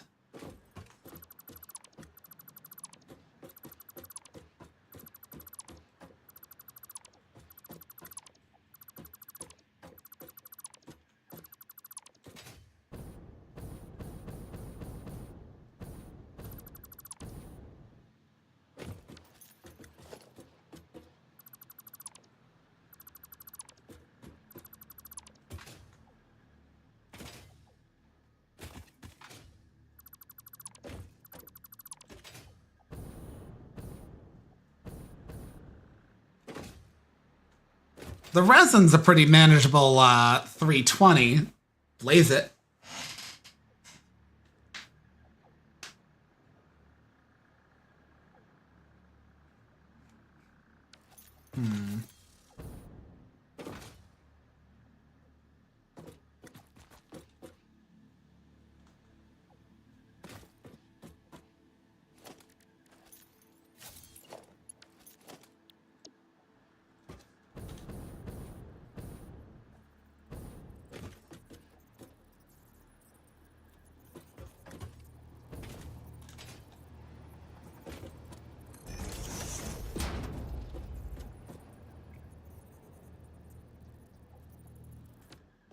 Damn it. I did not mean to press that button.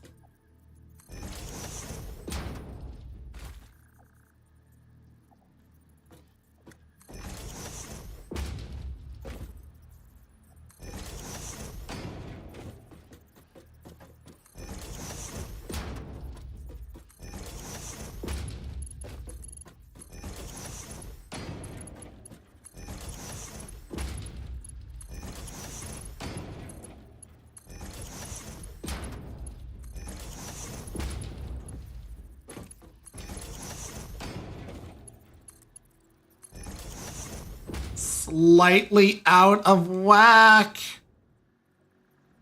I have to redo these pipes.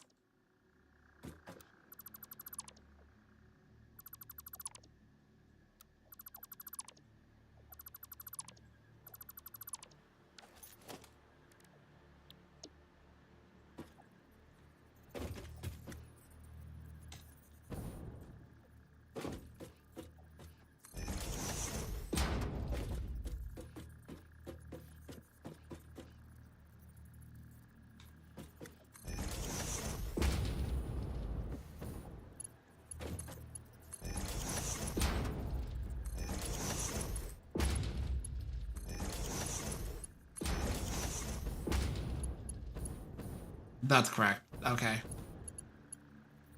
Straight line, straight line.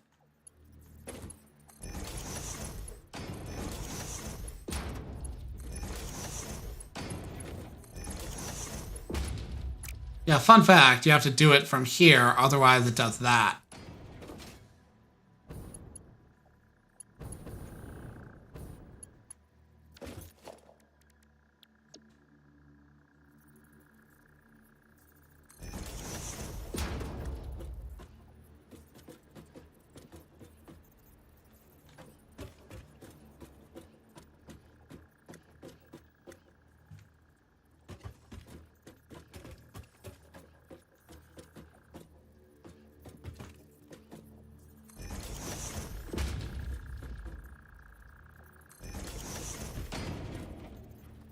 Go away.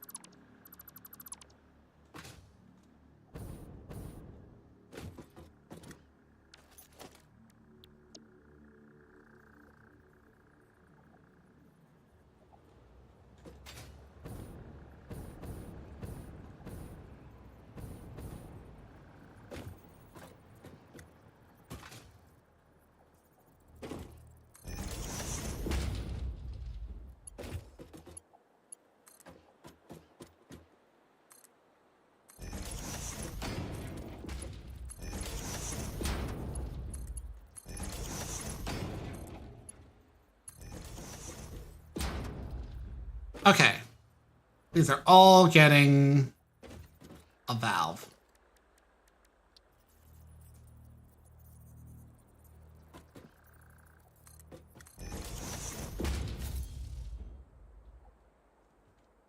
$50.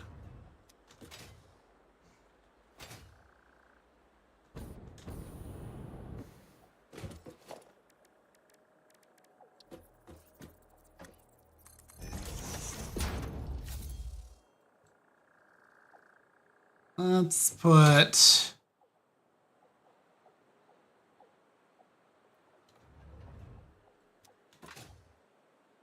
If push comes to shove, I can split those.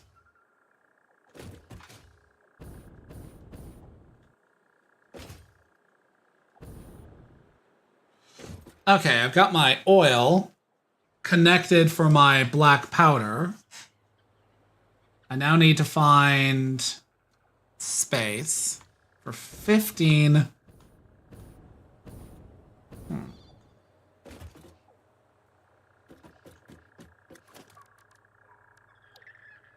15, let's call it 16.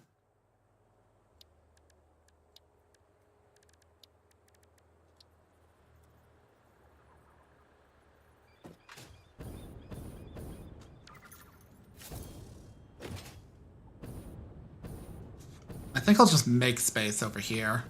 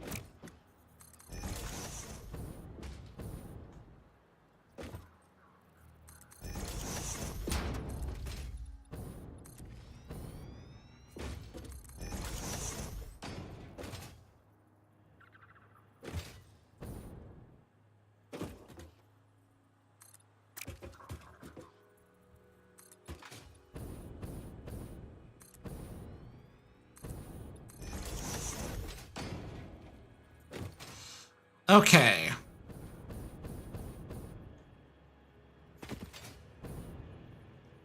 I'm very quickly going to find out that that isn't enough space, I bet.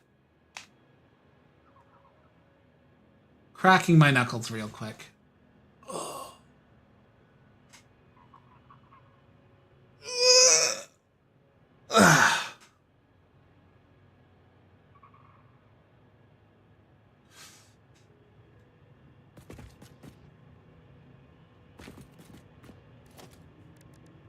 Um,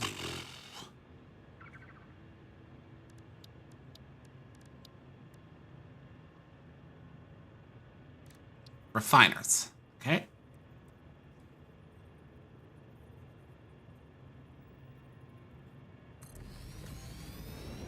So I'm putting down 16, so I need 8 on each side.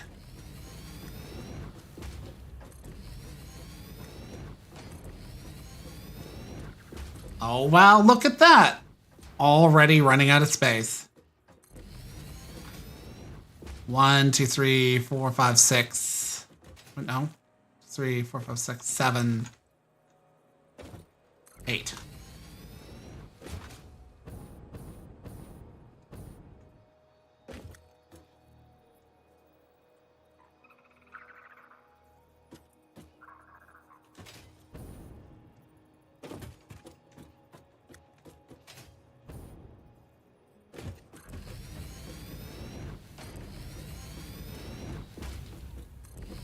Three, 4, 5, 6, 7, 8.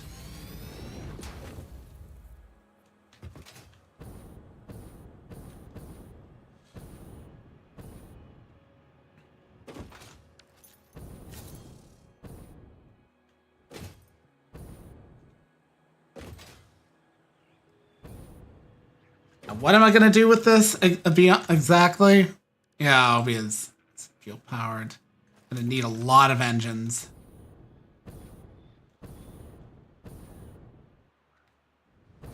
Yeah.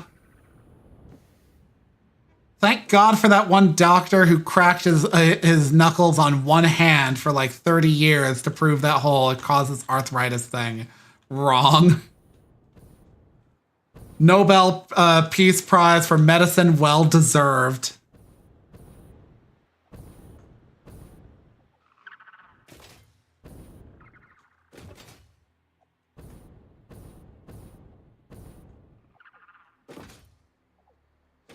Yeah. It was a myth that existed more pervasively when I was younger, but it began to slowly but surely dissipate as like the 90s rolled out. It was funny. So my sister, I think she still does. I haven't seen her do it habitually since for a few years yet. But when we were like living together, and younger, she would crack her knuckles all the time. She would do that thing where you kind of like pull on the finger and give it a twist. And I've never done that. I just kind of like crunch my knuckles a bit to crackle them. But like she was doing that while they were at a doctor's appointment. And my mom's like, Nicole, you shouldn't do that. It'll cause arthritis. And the doctor's just like, oh, actually, they found that that's not true. And she's just like, thanks. Thanks for that.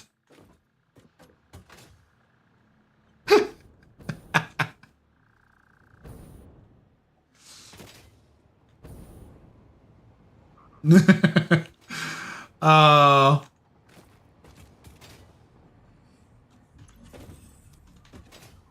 Okay, so. Compact coal needs to come up through here.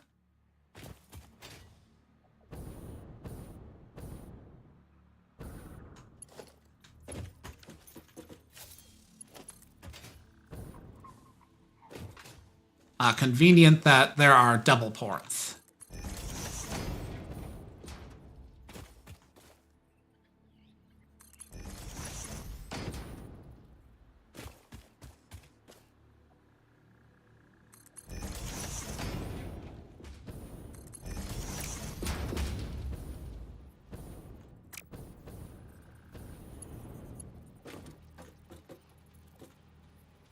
It still looks sloppy if they're not properly at 90 degrees, so.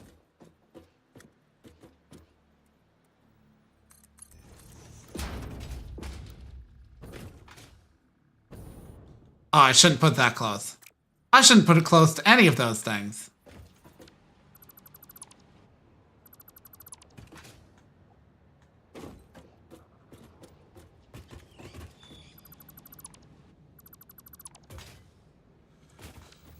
Okay, so let's see.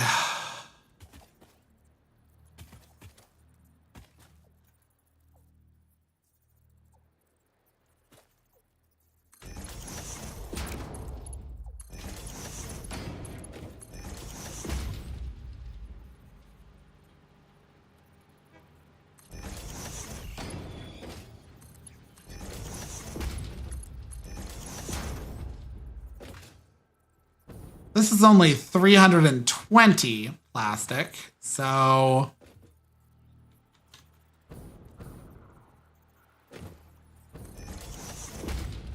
Not as much as it could be, but you can do a lot with a little.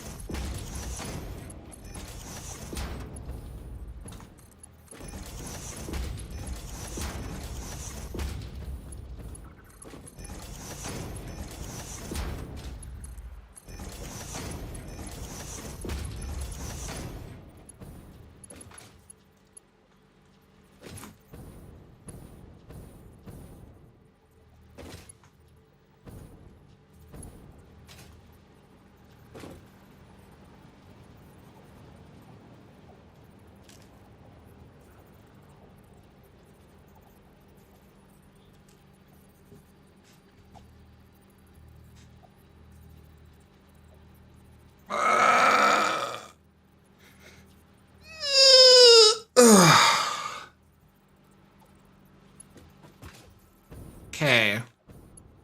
That is set up mostly.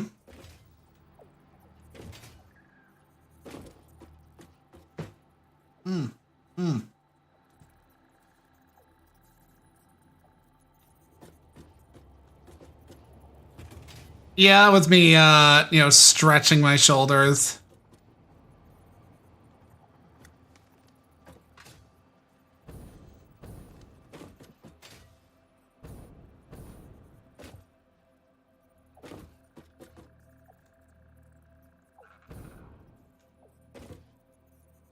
Okay, let's actually redo this over here.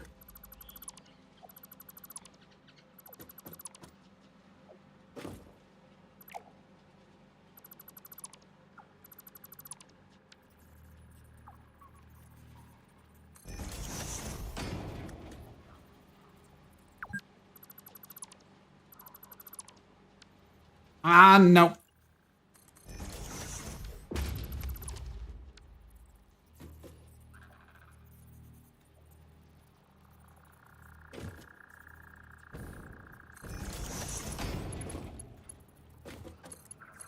Notice how the wildlife has no survival instincts and keeps putting themselves in my way.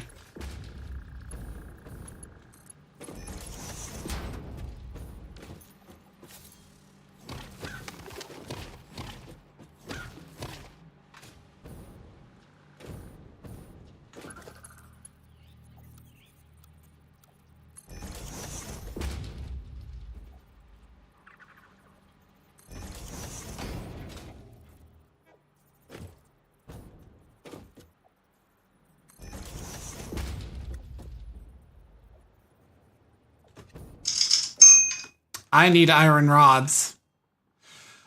It's gonna take me over there. It's gonna be a whole trip.